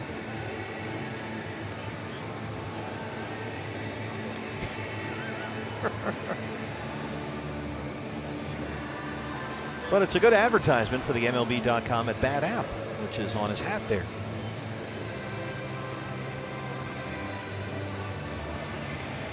And that's when you can stay up to the moment at any moment with game day, live game video, highlights, statcast, news, the whole thing. MLB.com at Bat app. They're looking for some angle in New York because this is taking a moment. And we have a verdict. He is out at first. So a nice play by Goldie. That's the second out here in the Miami fifth. 5-3 putout. And I feel compelled every time I see a third baseman make a play like that. Late great Ron Santo said all you need at third base is a strong chest and a strong arm. A bullet hit down there to Drury that time, knocked it down, stayed with it, and got the out. Martin Prado, 1 for 11 in the series. He's 0 for 2 tonight.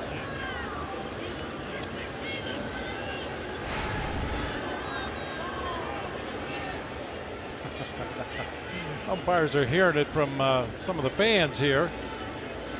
They'd probably like to go over and explain how the replay system works. They wouldn't even have to walk over. They could just turn and yell at them, and you'd be able to hear them just fine here.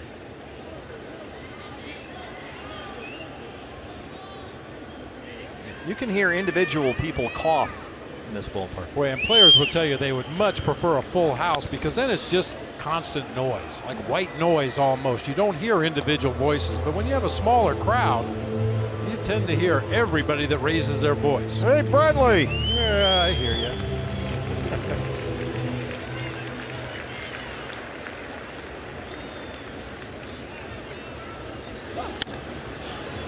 2-2.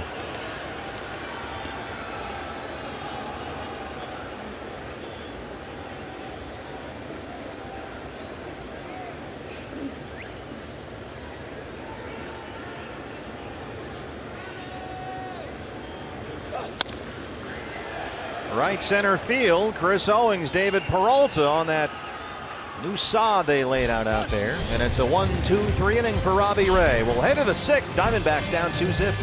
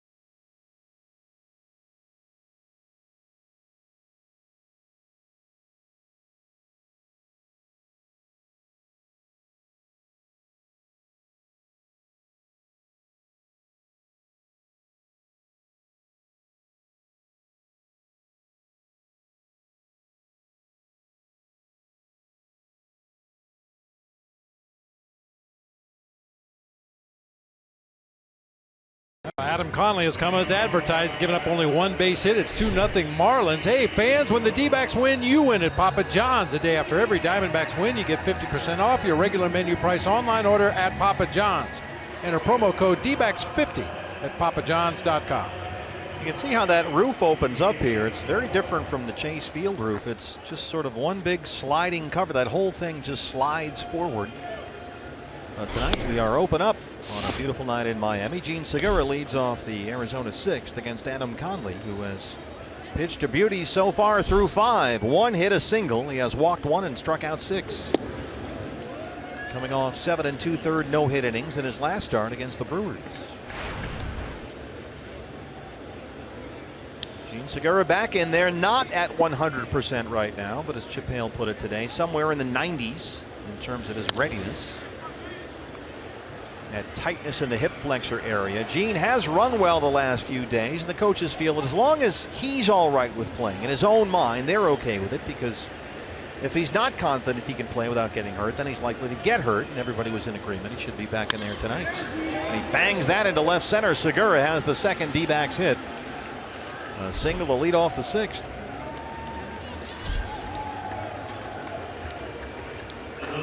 There was only 3 ball games that Gene Segura missed, but it certainly felt like a lot more. Well, because he gets so many hits. Yeah. It's remarkable the start he's had. He came off the bench as a pinch hitter in the 7th last night and promptly ripped a single. Well, you want guys on the bases ahead of Brandon Drury these days.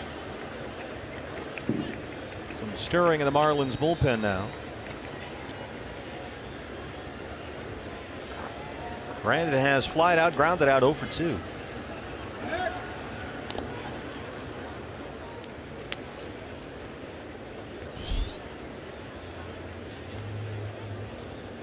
Keep in mind, Conley coming off that near no-hitter when he threw 116 pitches. He had never thrown more than 95 in a start. He went to 116 before they pulled him. And that's got to be on Don Mattingly's mind as well tonight. So maybe they'll cut him a little short here after that long outing in Milwaukee last week.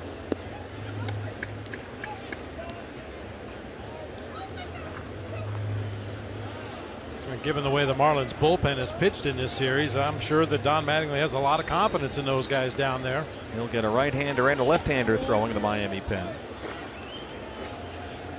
A single, now he's behind 2-0 on Brandon Drury.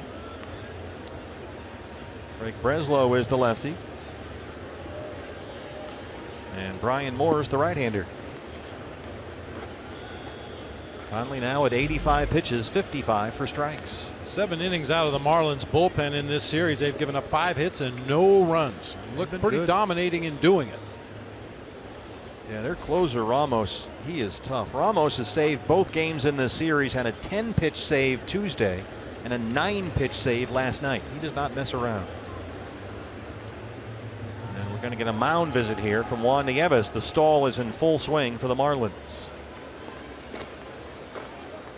I guess there are ways around the 30-second time limit. Have the catcher go out there, have the infielder go out there, have everybody go back, then have the pitching coach go out there, and off you go.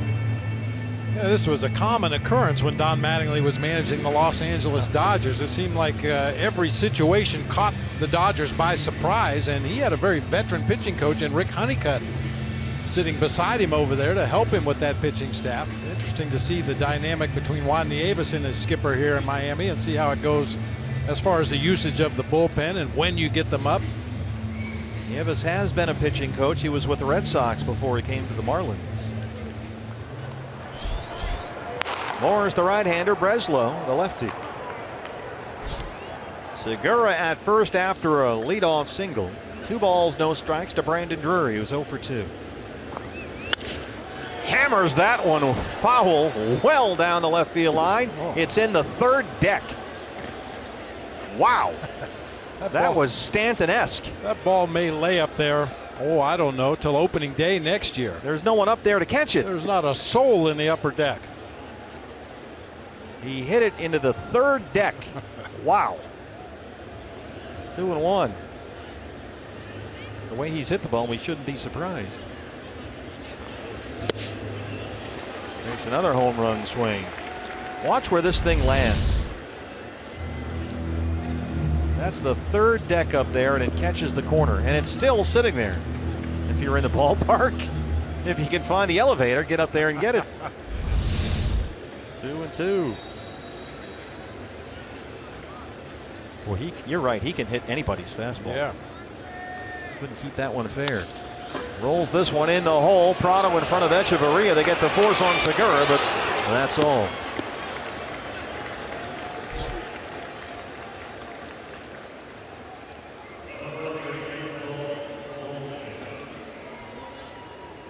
Here's Goldie.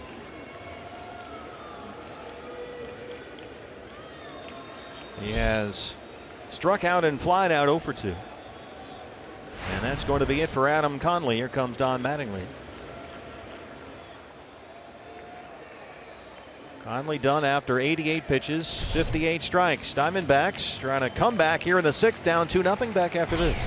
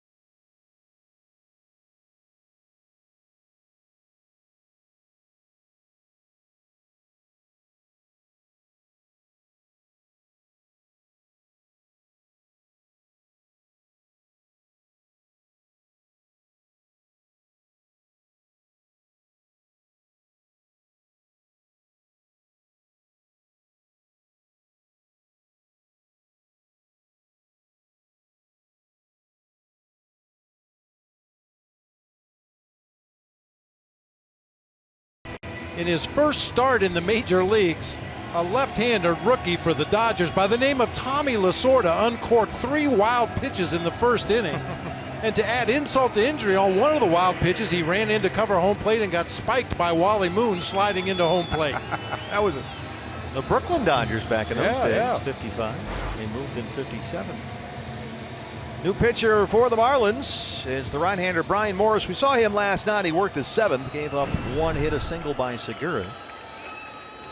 4.09 ERA, his 16th appearance. 1 out for the Diamondbacks. Brandon Drury's at first, and here's Goldie, who's 0 for 2.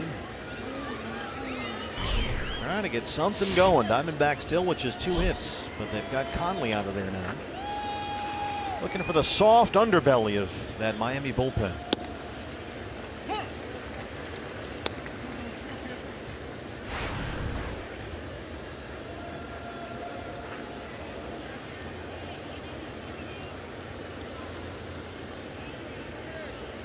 Remember, they've been looking for Goldie to get aggressive earlier in the count. Don't fall behind and hit with 2 strikes so often. 0-2.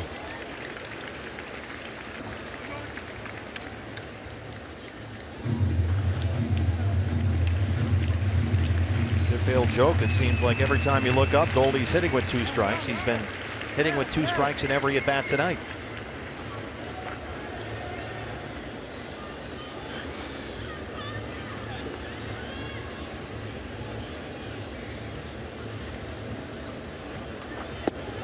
Sooner or later, he's going to hit one 460 feet.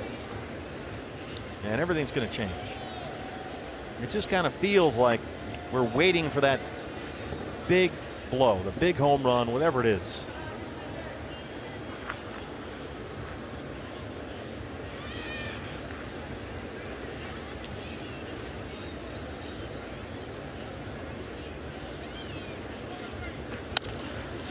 A roller to Prado at third. Dietrich for 1, and they get 2. Bottom 6 coming up. Diamondbacks trail the Marlins 2-0.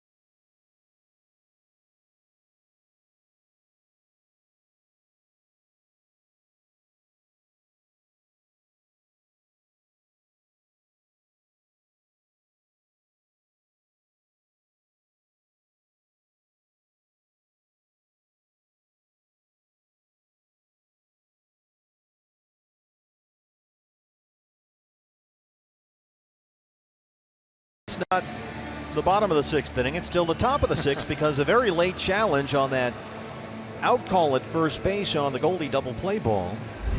From the D-back dugout, let's have a look. They've been looking at this thing for a bit now. Well, this could come down to whether the ball was in the back of the glove or not. You see Goldie really stretching out for the base right there. Well, look at that base running. It's perfect.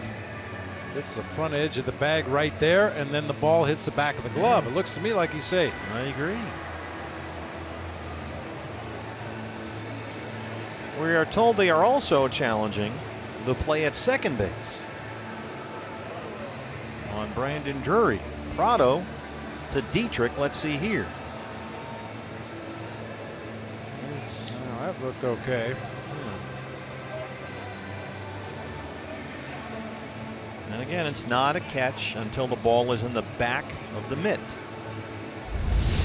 That's when it is considered a catch. And we have word from New York. Let's see. Out at second, out at first. And now we'll go to the bottom of the sixth. It's still 2-0.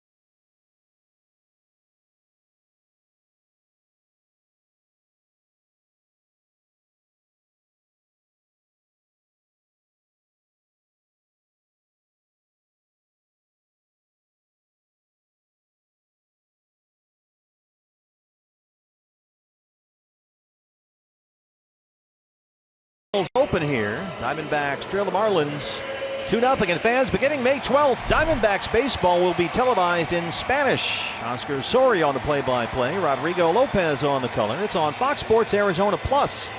And it's presented by your Valley Honda dealers and streaming live on Fox Sports Go. To find the channel listings and the 25-game schedule, visit foxsportsarizona.com.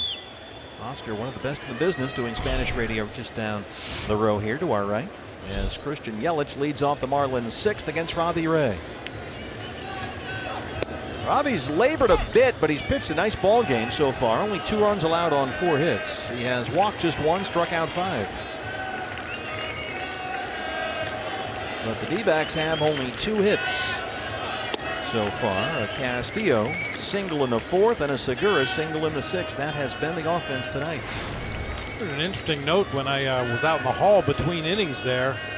The Marlins this year, when an opponent appeals a play like they did on that last play at first base, opponents are 0 for 9 against the Marlins this year. Every time the opponent has appealed a call, the Marlins have ended up winning. I smell a rat. Yeah. Conspiracy. Follow the money. By the way, I'm told, BB, remember the Brandon Drury foul ball that got hit up into the 3rd deck, and there was literally no one, not in the section, but there was no one in the entire level. Well, the intrepid Jody Jackson is on her way to retrieve the baseball. Nice, nice. So it might take her a while. It's a schlep, but that'll be fun to see if the ball is still there. Should be. Yeah, that's where he hit it, and you can see there's no one in the section, but there's nobody up there at all in any of the sections.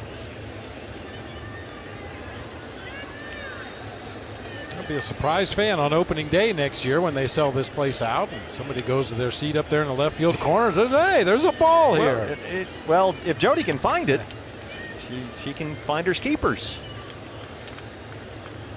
2-2 on Christian Yelich, who was struck out twice against Robbie Ray.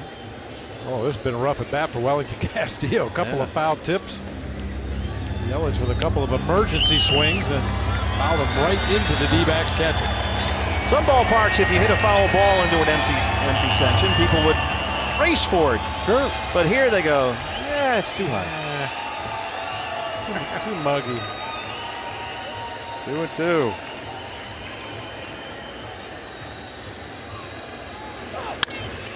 was hard hit, but right to Segura at second. One away in the 6th. 5 in a row set down by Robbie Ray. Zach Curtis, the rookie left-hander, on the right there. And Randall Delgado, the right-hander, on the left. Garvin Olson, the bullpen coach out there. We've only seen Zach Curtis called up from Visalia over the weekend.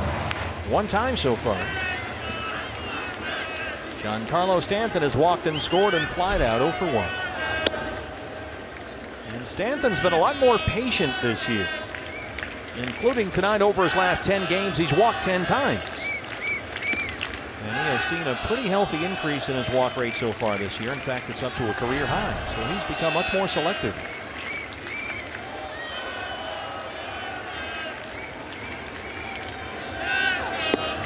Shift is on. They overload the left-hand side against Stanton. There's even a little bit of a shift on in the outfield. Chris Owings a couple steps over the gap in right center, and David Peralta's almost positioned in the gap in right center. They figure Stanton's probably not going to hit it right down the right field line. We mentioned it before game 1 of this series. A lot of his home runs come to center and right center, so the Diamondbacks trying to bunch their center fielder and right fielder and take that area away. 3-0 pitch. That is belted by a diving Nick Ahmed into left. Stanton has a 1-out single. It's funny, Brandon Drury was down there at third Tuesday in the series opener and had an error on a ball that Stanton hit, a rocket right to him, and Drury was pretty sure that Stanton was going to hit one through the webbing of his glove. He hits it so hard. And that's another one. Yeah, there's not a lot of space between Brandon Drury and Nick Ahmed out there, and he hit it so hard that neither one could get to it. So Stanton aboard for the second time tonight. Here's Ozuna, who singled and scored his last at bat. Pitching coach Mike Butcher will slow things down with Robbie Ray right at 100 pitches. Delgado and Curtis warming up in the bullpen.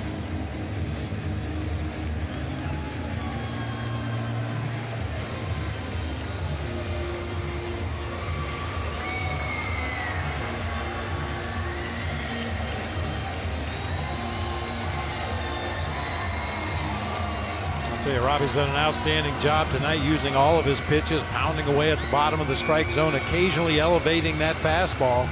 There's just so little margin for error right now the way the offense is going. You should be able to give up 2 runs in 6 innings of a ball game and still have a chance to win. So far, just 2 singles for the Diamondbacks. That has been the offense.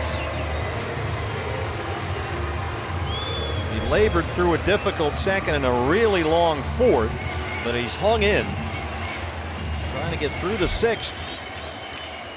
100 pitches, 68 strikes. So Ozuna 1 for 2. Ball 1.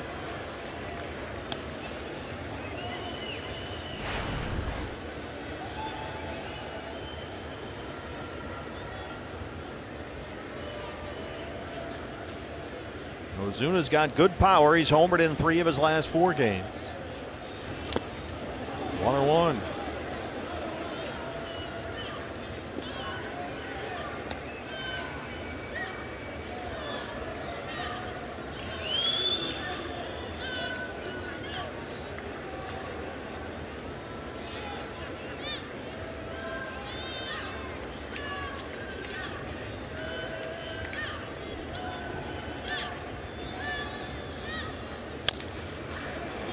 Little tapper. Robbie Ray's going to have to hurry here, and there's no play. Ozuna beats it out. Ozuna runs really well, and there was almost no shot for Robbie to get him at first. We're worried about a bad throw right here, trying to rush it. Knew he didn't have much time with Ozuna running, but Goldie comes off the bag to take the throw and then tries to sneak one behind Giancarlo Stanton at second. That's going to be it for Robbie Ray, who pitched a good ball game here, but he leaves trailing 2-0 back after this.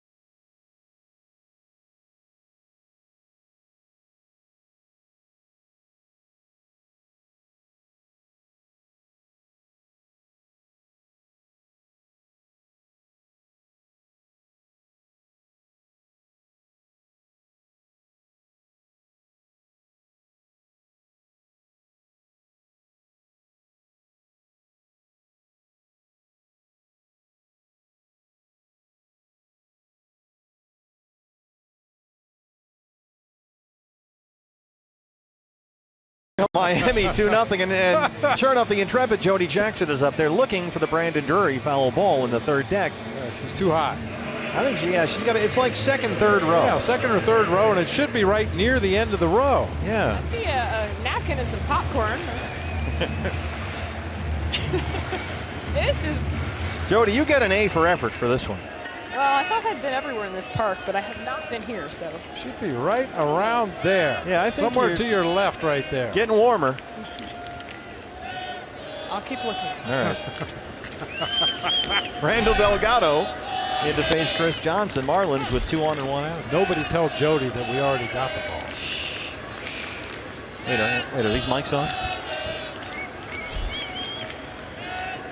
Johnson had an RBI double in the fourth. He's 1 for 2. Giancarlo Stanton, the runner at second. Marcelo Zuna at first. Trying to keep this a 2-0 ball game with 1 out in the sixth.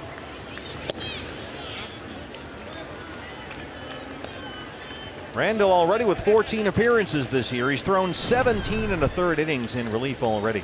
And he has been among the busiest relievers in the National League.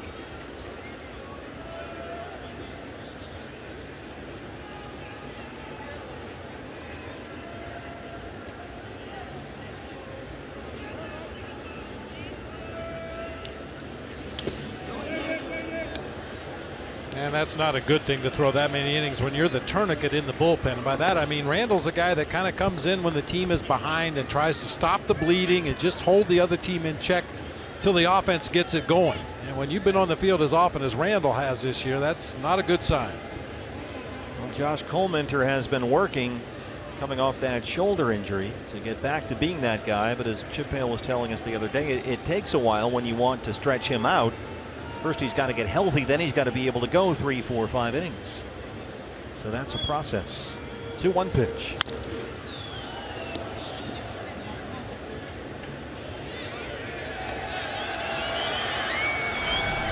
Jody's not giving up. She is undaunted.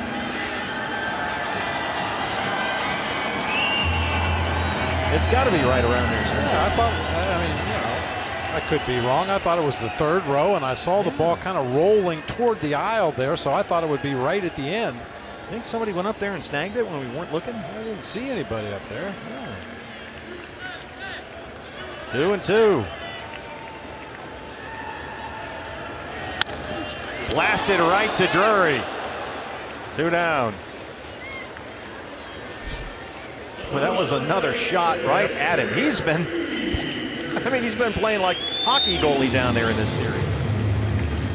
Well, they say it's a reactive position. You don't really have a lot of time to get your body into a good position. You just react as that ball's hitting your direction. And Brandon with that little crow hop hit right to him. And now with the lefty Derek Dietrich, who up for the Marlins, we're going to see the rookie lefty up from Class A Visalia, Zach Curtis, come in as Delgado gets his man.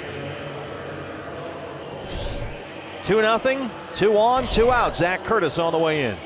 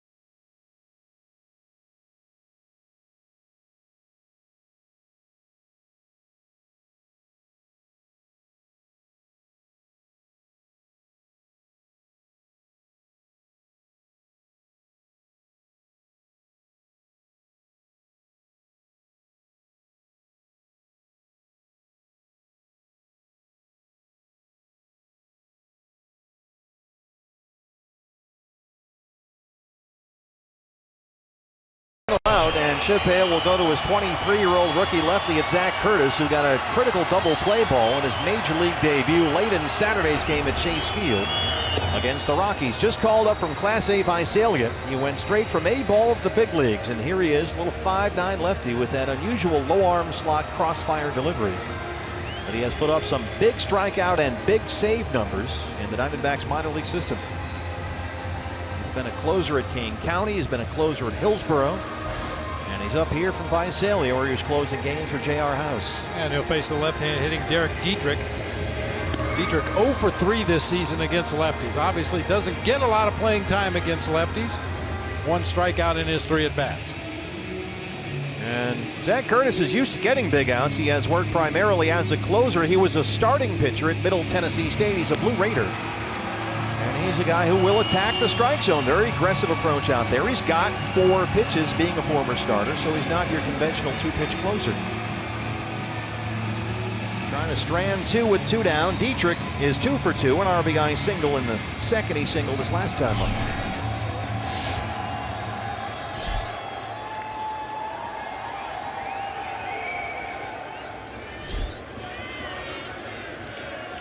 Giancarlo Stanton is the runner at second. Marcelo Zuna at first. 2 outs, Dietrich and Curtis.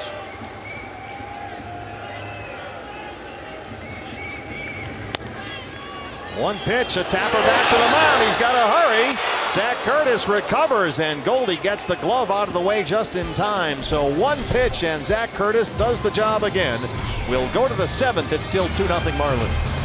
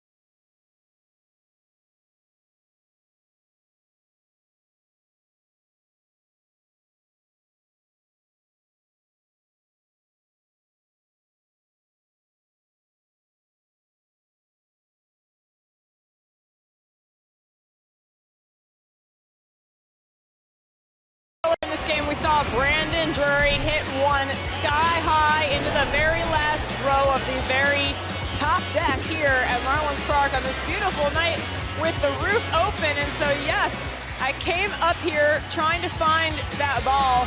And guys, in fact, I did. I found the ball. Wait a minute, what? Yep, found the ball. Now, have we confirmed, Jody, that is the actual baseball? Can we get this authenticated? No. What? Wait, what? I gotta be honest, no. It's a fake ball. Kind of like at Wrigley, you know, where you got the fake ball. You can always, yeah. No, I had a little help, had a little ball delivered. But I thought it'd be fun to stand up here and hold the ball. Like anyway. Derek Dietrich was holding his elbow. A little bit like that, you know, sometimes just embellish a little bit. So. Well, we admire your effort. Nicely done. Yeah, it was fun little trek up here, guys. By the way, I heard from a secret source, I can't disclose from whom, but we know who took the real ball. That's no ball. We want a real ball. Apparently, yes, someone beat me to it, and it's hard to admit that, yes, but someone was more intrepid than I. Well, I think they came from the booth just to our right. I don't want to throw anybody under the bus, but I think we got snaked by these Marlins radio guys. Scooped by the Marlins radio. New pitcher for Miami, the right-hander, Nefi Uganda, who was recalled from AAA New Orleans earlier this month. He has never faced the Diamondbacks before. And he'll work to Wellington Castillo, David Peralta, and Yasmani Tomas there. Great Dave Van Horn and Glenn Geffner on Marlins radio. I think one of those weasels in the back took our baseball. We say weasels lovingly. Oh, well, yeah, of course. They're great guys. One's a Hall of Famer. Glenn Geffner does a terrific job. It's those other guys, the underlings. Those guys, I don't trust them. Castillo singled his last time up, 1 for 2. D-back still only 2 hits. There's a bouncer to third. Prado's on it. On away.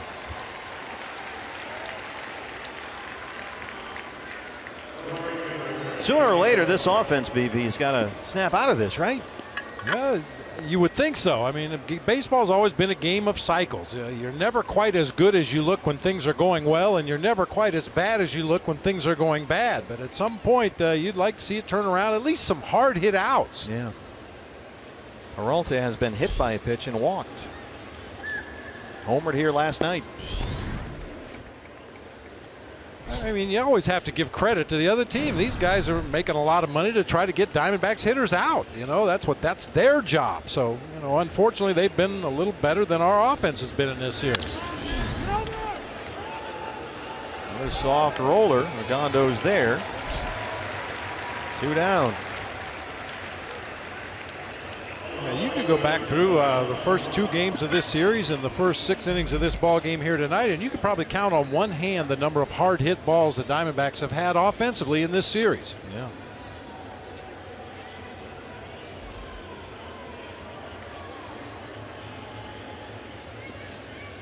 Tomas has struck out 5 times in the series. Struck out twice last night. He's 0 for 2 with a couple of punch outs tonight.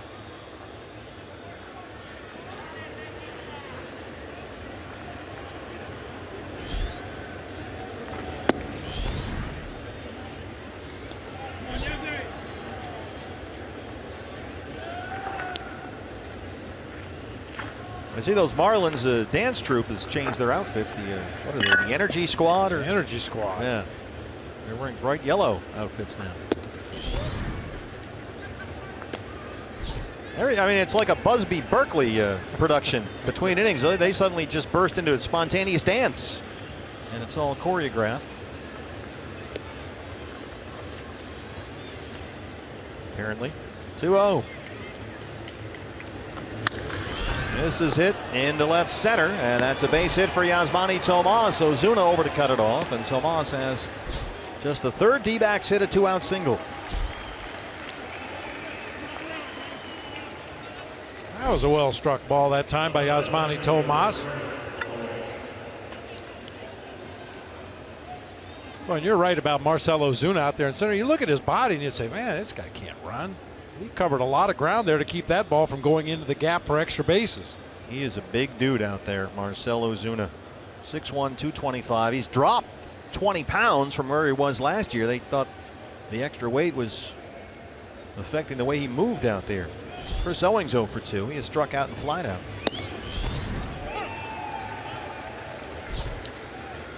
Yeah, they were not happy with Ozuna. He went 1 for 36. His weight got up there. They sent him to the minor leagues. He said it was like being put in jail. He was not happy. His agent wasn't happy. But all is well now.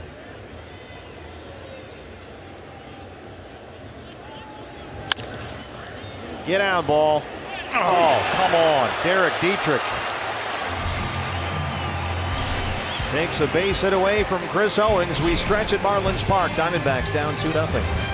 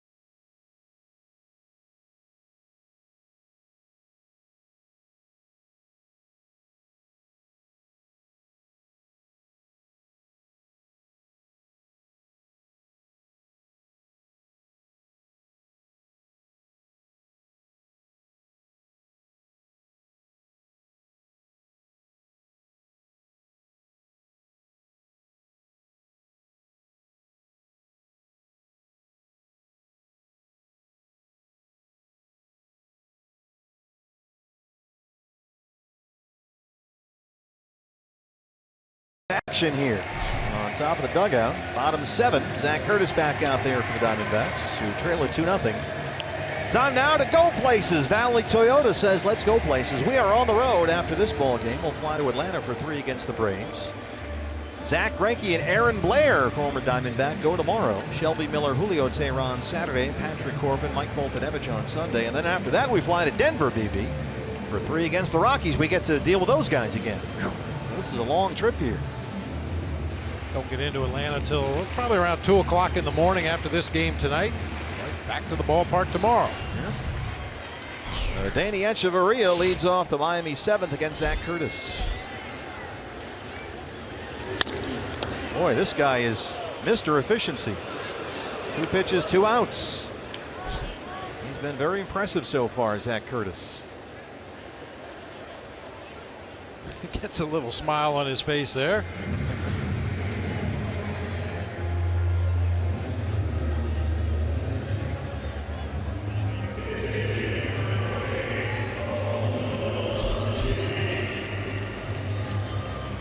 Zach Curtis out of Hendersonville, Tennessee, Middle Tennessee State, 6th round pick by the Diamondbacks only 2 years ago. And when he was a starting pitcher at Middle Tennessee, he led the nation in strikeouts. Cole Gillespie hits for the pitcher, the former Diamondback.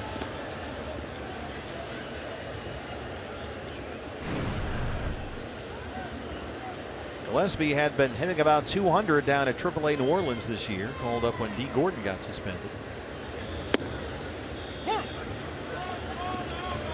Played about 70 games or so with Miami last year. Hit .290. Was designated for assignment by the Marlins just before opening day. Cleared waivers, went to AAA, and now here he is.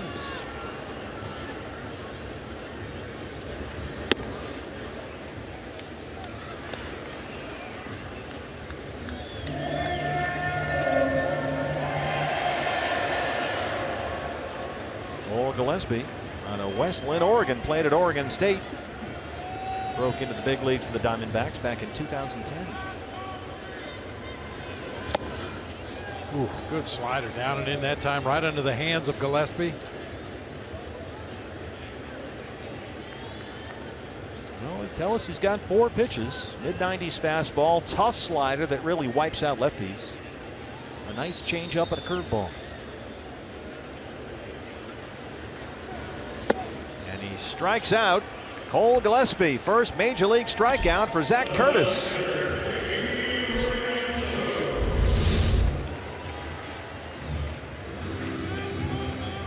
That's one he'll never forget. Hopefully the first of many for Zach Curtis.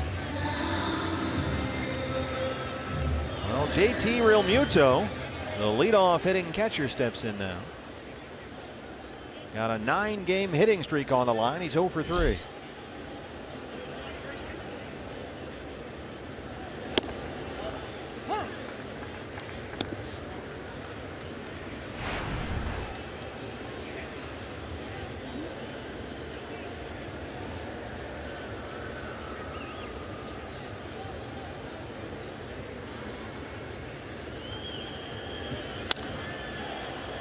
Zach Curtis ahead 0-2.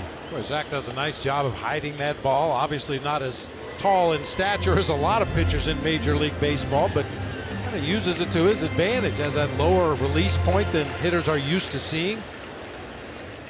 Usually you tell a pitcher to stand tall on the rubber, get that downward plane going, but I think Zach, because he's so short, gets underneath the ball and looks like it's rising to the hitter at the plate.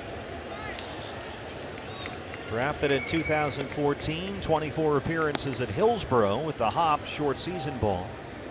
42 strikeouts there in 27 innings. Last year he closed at Kane County. 33 saves, 75 strikeouts in 54 innings. Walked only 12.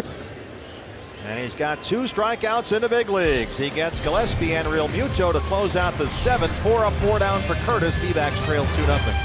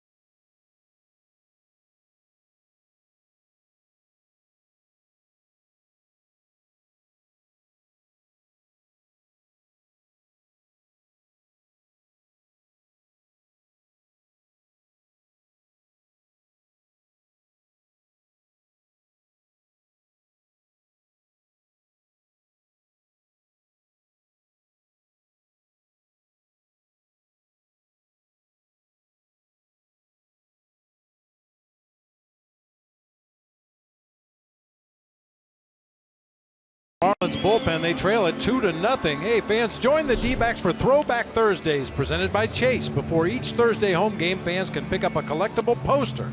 Next Thursday, May 12th, before the D-backs Giants game, there'll be a commemorative poster celebrating the 2002 National League West Championship. Only 3 posters remaining this season. Visit dbacks.com/throwback.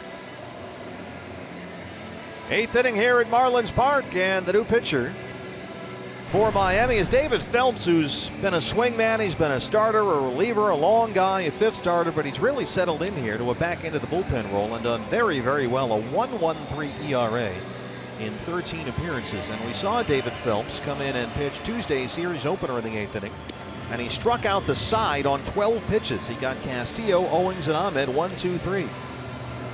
And he'll work to Nick Ahmed to lead off the 8th. Pitcher spot after that, and Jake Lamb is out there in the on-deck circle. And then it'll be Gene Segura. Zach Curtis and his pitching coach, Mike Butcher. After Zach came in, retired all 4 he faced and got his first 2 big league strikeouts. Did a tremendous job. So Ahmed leads it off. He's 0 for 2. Diamondbacks still with only 3 hits, all singles.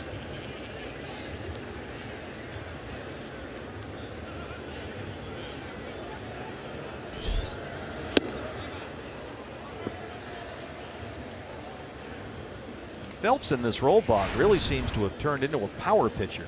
Good example of a guy who throws low 90s as a starter. Bring him in for 1 inning, suddenly it's mid to upper 90s.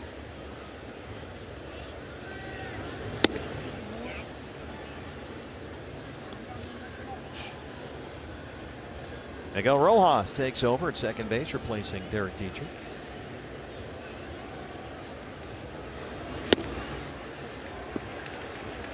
One and 2.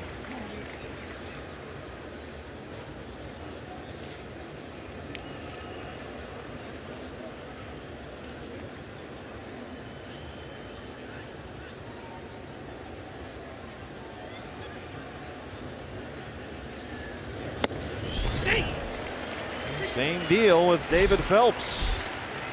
Strikes out Ahmed for the 2nd time of the series. And here's Jake Lamb to hit for Zach Curtis, the pitcher.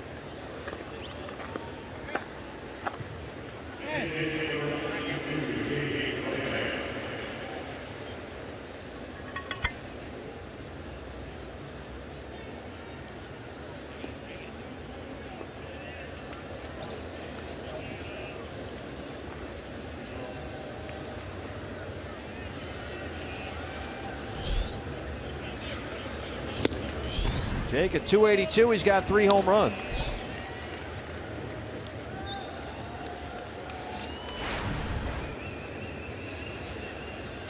He was on base 3 times last night, 2 singles, a walk. He scored a run.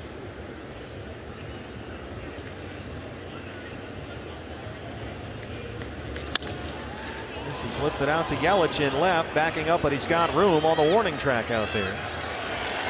2 outs. Well, carried a lot farther than I thought it would off the bat. You feel a little breeze blowing around the ballpark here. As we mentioned, haven't seen it open that often to really know what effect it will have on a batted ball. Looked like it helped that one by Jake Lamb a little bit. Gene Segura as one of the 3 D-backs hits a single in the 6th his last time up. Roof and panels open here tonight. Doesn't seem really to have made any difference at all in terms of the ball carrying or not carrying. Oftentimes we're told the wind blows in from the ocean, in from left field towards home plate, so you don't get that jet stream going out there or anything.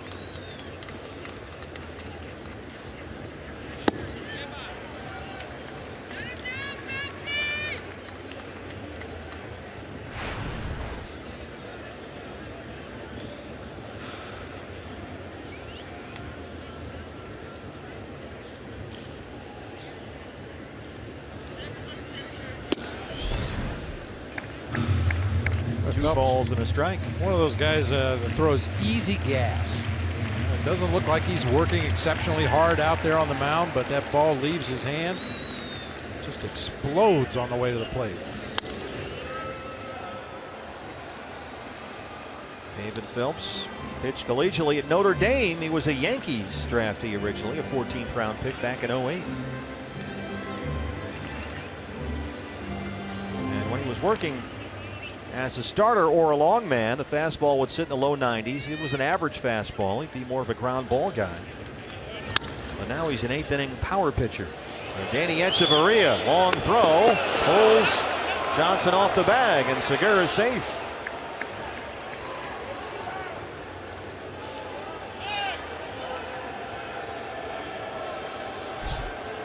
Like Echeverria had trouble finding the grip. He got to the ball in pretty good shape right here, but it really took him a long time to unload that throw, and then it's offline on top of it. And Gene Segura missed the bag on the first attempt. If Chris Johnson goes over and tags him right there, he's out. It's a base hit for Segura. Oh, he's back in the lineup. He goes 2 for 4. What else is new? Yeah. Exactly. So here we go. Tying run at the plate. 2 outs in the 8th. It's Brandon Drury, who's 0 for 3.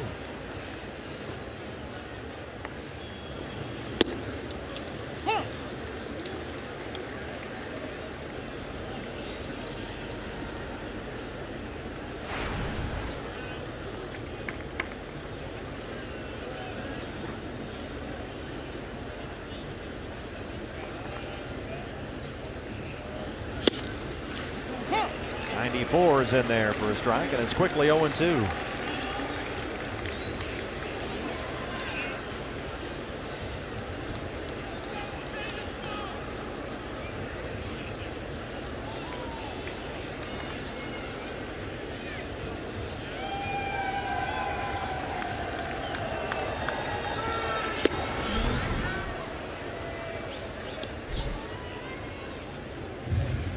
Such a difference between a 93-mile-an-hour fastball and a 96-mile-an-hour fastball. And Phelps has been all over the place with his heater. We've seen some cutters at 90. We've seen some 4-seamers at 96. And everything in between. Burgos and Hudson warming up in the Diamondback bullpen. This is popped up behind the mound. Echeverria calling for it. And that's the inning. Bottom 8 coming up. It's still 2-0 Miami.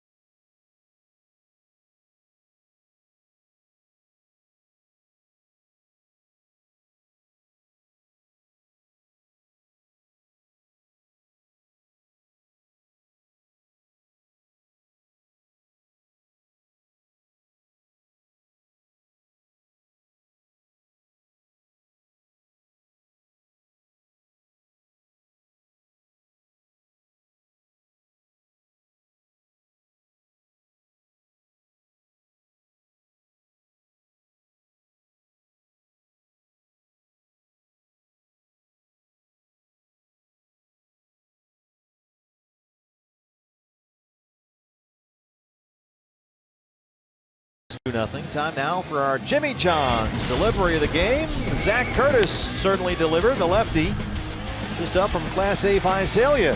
He got 4 outs and 4 batters, a couple of comebackers for the first 2, and then his first 2 major league strikeouts. He got Cole Gillespie and JT Realmuto. And then after the inning ended there in the 7th, he got the baseball from his first big league strikeout and put it in the back pocket and take it to Atlanta. That's our Jimmy John's delivery of the game. And the new pitcher for the Diamondbacks, the big right-hander Enrique Burgos, had a rough inning here Tuesday. Single and a pair of walks to the first 3 batters he faced. His 6th appearance, or 6 appearances. He's given up 4 runs on 4 hits and 5 2/3. Martin Prado 0 for 3 leads off the Miami 8th. Prado, Yelich, Stanton 2, 3, and 4. So a lot of work here ahead for Burgos.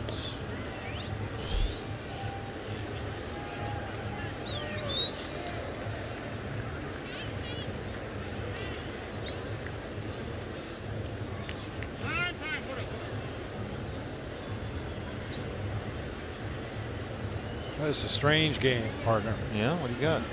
Just thinking to myself, you know, there are ball games when maybe you're trailing by 6 or 7 or even 8 runs in a game, but you feel like, hey, we can still get back in this. We're fine. You know, I had somebody text me. I think I know where you're going. 2-0 feels like 10. Yeah.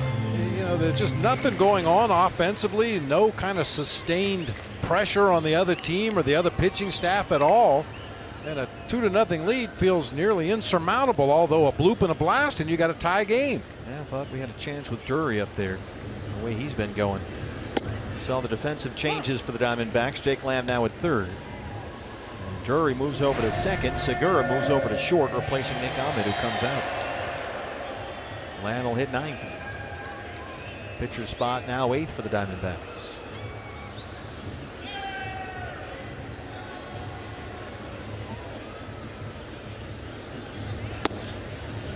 Missed a 94, 2 balls and 2 strikes to Martin Prado.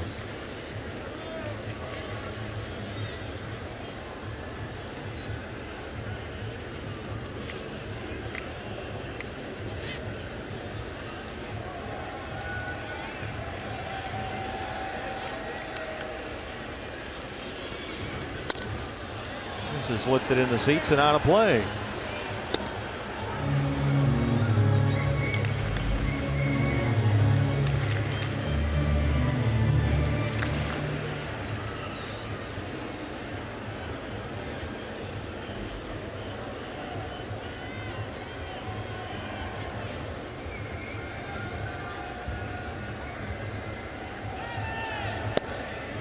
Burgo still does that little pat thing that he picked up from Jonathan Brockton, another big right-hander who used to throw like that. Right before he releases it, he'll do a little tap, the ball to the glove.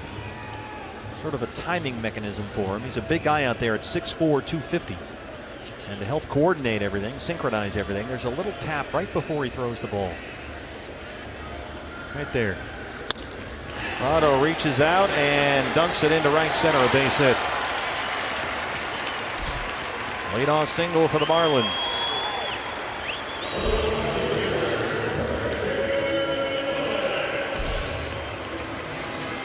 Martin Prado just massages that ball into the shallow outfield. He wasn't trying to drive it, wasn't trying to hit it into the gap, just trying to kind of flip it out there over the infield.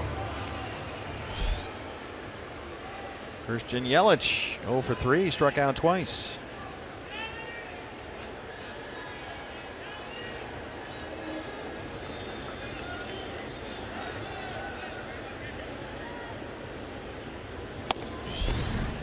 .95 in there for strike 1.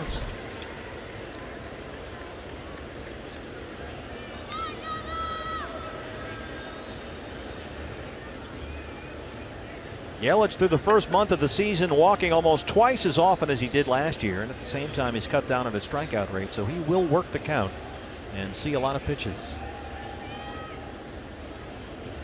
That one goes through Castillo, and Prado moves up.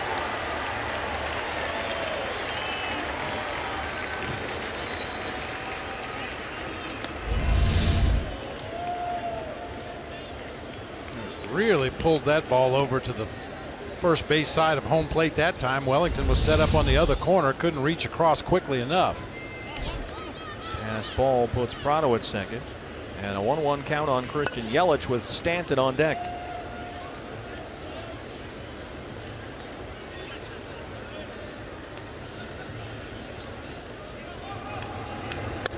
Squares to bunt and fouls it on. Yelich comes from a very athletic family. His uncle was an offensive lineman at UCLA, played on a couple of Rose Bowl teams. His great-grandfather, Fred Gerke, I hope I'm pronouncing that correctly, played a long time in the NFL and was the man who designed the logo on the Rams helmets. No kidding. He was a Cleveland Ram. Now they're back in LA. But yeah, Christian Yelich's great-grandfather designed the famous logo on the Rams helmets, and he is credited with designing the first face mask on a football helmet.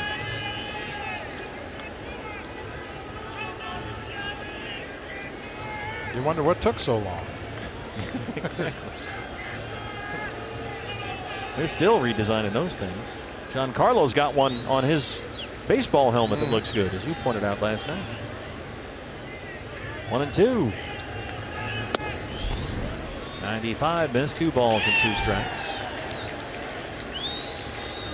You see that sign directly behind home plate, home of the 2017 All-Star game. Yeah. Home run derby should be interesting, because usually they bring in tightless balls. They're not really Rawlings baseballs anymore. They fly like nothing you've ever seen before. And I would imagine, weather permitting, they'll have the roof and panels open. Guys will be trying to hit it out of the stadium. It's a beautiful ballpark when this thing is opened up. And that thing is hammered and gone. Way out of here. He hit it off the facing there the other night. And this one has gone even farther. Christian Yelich, a 2-run homer. That's his 3rd. And it's 4-0 Marlins. The other one Tuesday was 437, and that hit that red sign there on the facing of the deck. That one was 5 or 6 rows up.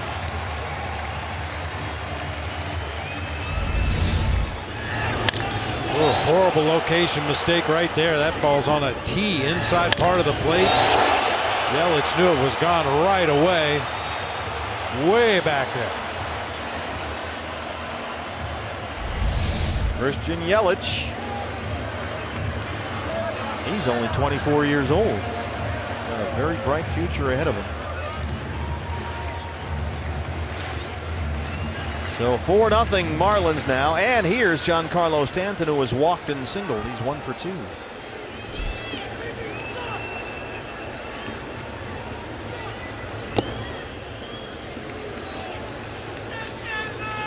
There's that G on the protective guard.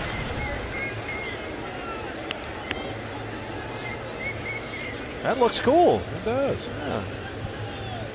Probably not to an opposing pitcher, but you know, it kind of makes him look more Darth Vader-ish up there. It's even more intimidating.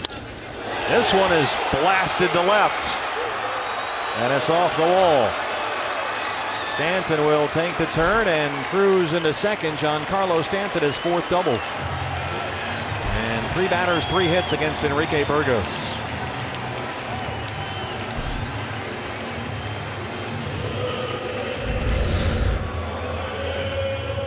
another cement mixer slider. That ball's not doing anything. One hung up on the inside part to Christian Yelich. This time to Giancarlo Stanton, who just hits a rocket line drive.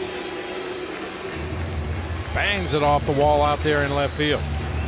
Stanton 2 hits and a walk tonight. Marcell Ozuna 2 for 3, a pair of singles.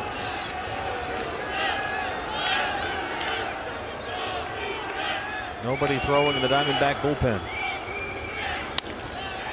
Out to center. Here comes Chris Owings. CO on the run, and look at Brandon Drury go out there and get it. He's halfway out to center field. This is an enormous outfield here.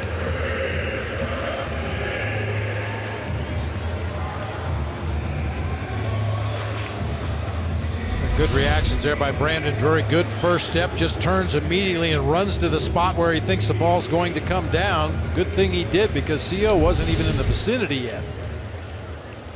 Well, as you say, he likes to play a deep center, right, Chris Owings? Yeah, for right now, you know, until he gets more comfortable out there going back on the baseball. That's a common thing for an inexperienced outfielder. You always want to play a little bit deeper because you're more comfortable coming in on the ball than going back. Chris Johnson and an RBI double back in the 4th.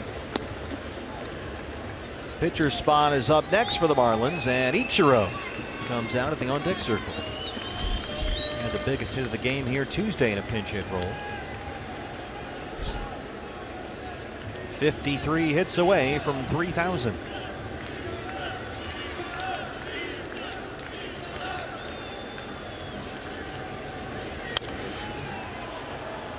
Oh, and 2 on Chris Johnson.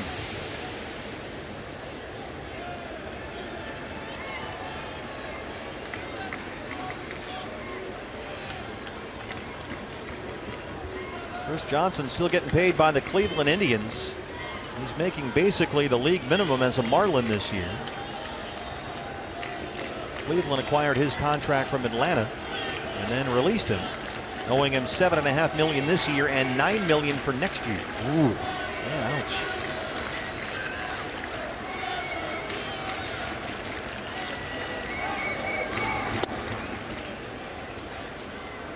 Slider miss, 1-2.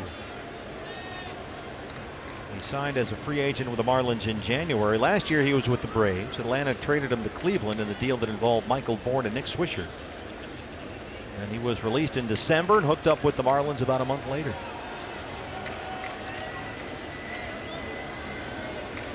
We are off to Atlanta tonight after this ball game. There's another little bleeder. Here comes Owings again. He runs that one down in right center field. And that's the second out. And we'll get a look at Ichiro, who will hit for the pitcher. He is 42 years old. He's hitting .333. Had the biggest hit of the ball game in the series opener, that two-run pinch hit single after Derek Dietrich pretended to be hit on the elbow. And put him up there with the bases loaded, and he delivered the clutch hit that gave the Marlins the lead for good. He's just going to take the bat out of his hands right here and go after the ice-cold Adeiny Echeverria in the on-deck circle.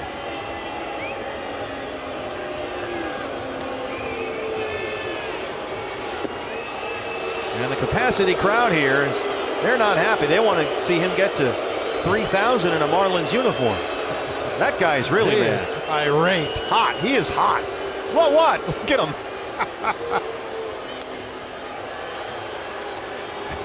They have turned on the Diamondback dugout here. You tell him. He's got his countdown t-shirt on too. He was all set to go.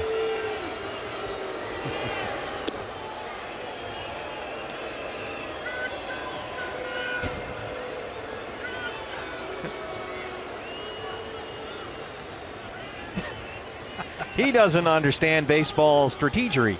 No. I guess.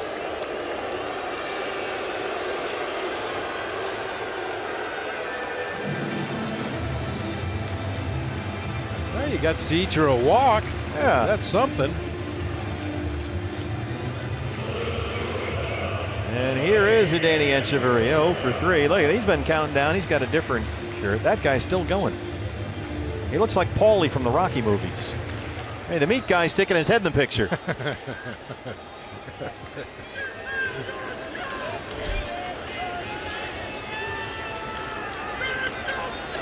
Echeverria, one hit in the series, 0 for 3 tonight. And he rolls it to Lamb at third. And they get the force. See, that's why you had the force at third. So it worked out. Here's what's coming up next, brought to you by CenturyLink. Goldie Castillo Peralta in the ninth.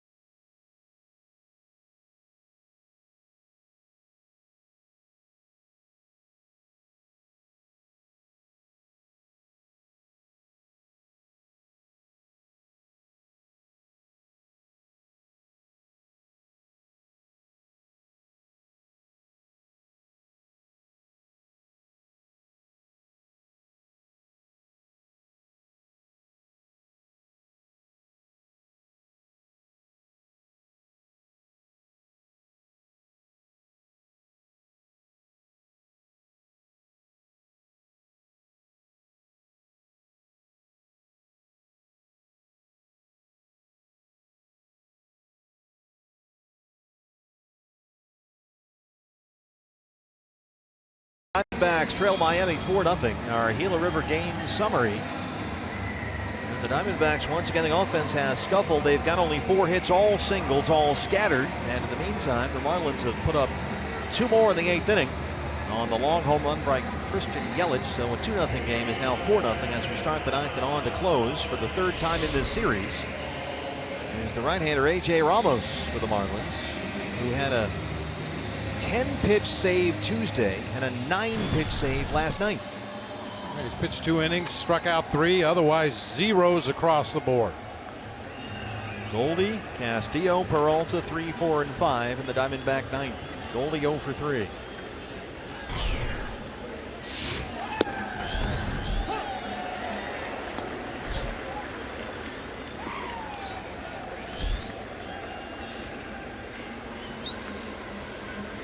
Ramos has not allowed a run in 8 career games against the Diamondbacks. They are hitting only a .143 against him. And dating back to last year, he has converted his last 18 save opportunities.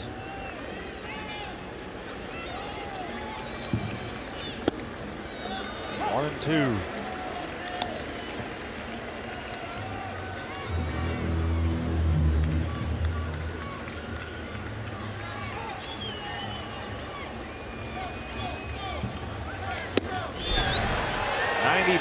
Strikes out Goldie, 1 down.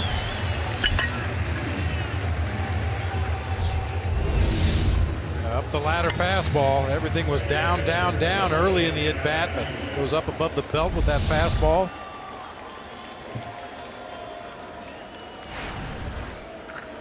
Steve Wellington a single in the 4th. He's 1 for 3.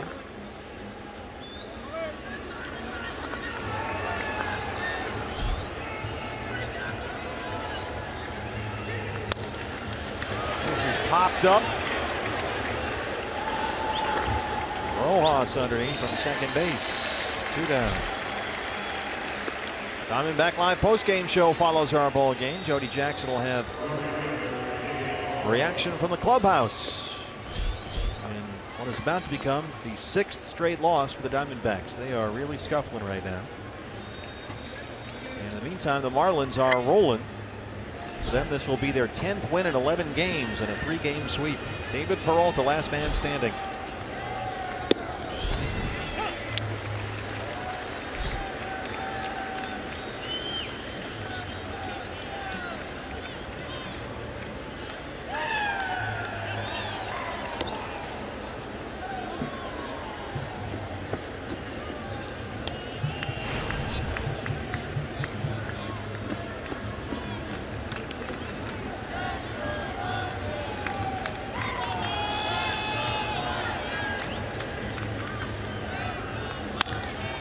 Base hit by a diving Rojas. Diamondbacks still alive here.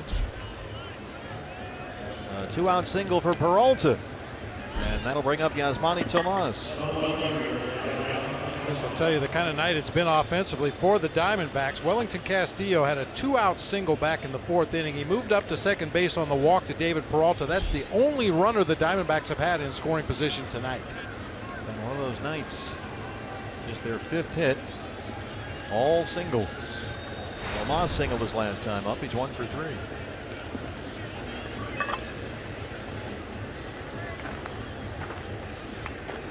Peralta will take second base on defensive indifference.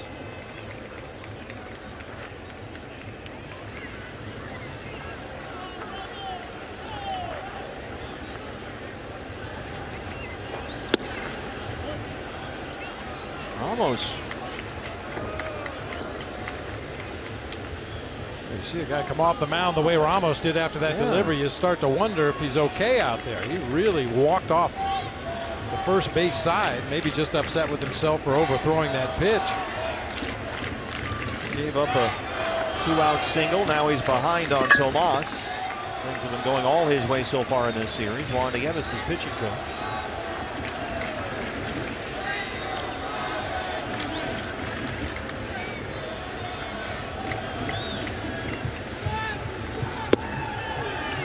Strike 2 and 1. First of 3. Tomorrow night from Turner Field in Atlanta, Aaron Blair, former D-back, goes for the Braves. Zach Greinke for the Diamondbacks. Check swing, foul.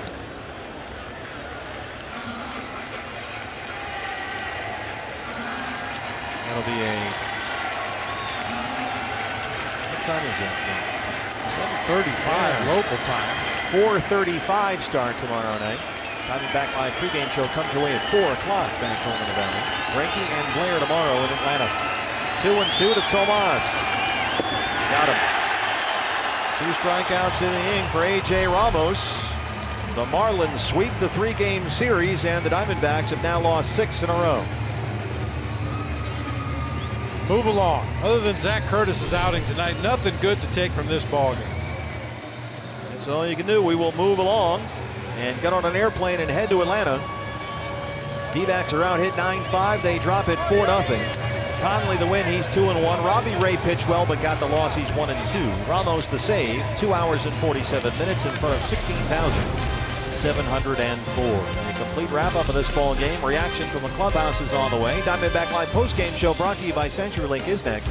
Jody Jackson will talk to Chip Hale and some of the players after a 3-game sweep in Miami at the hands of the Marlins. More from Marlins Park right after this on Fox Sports Arizona.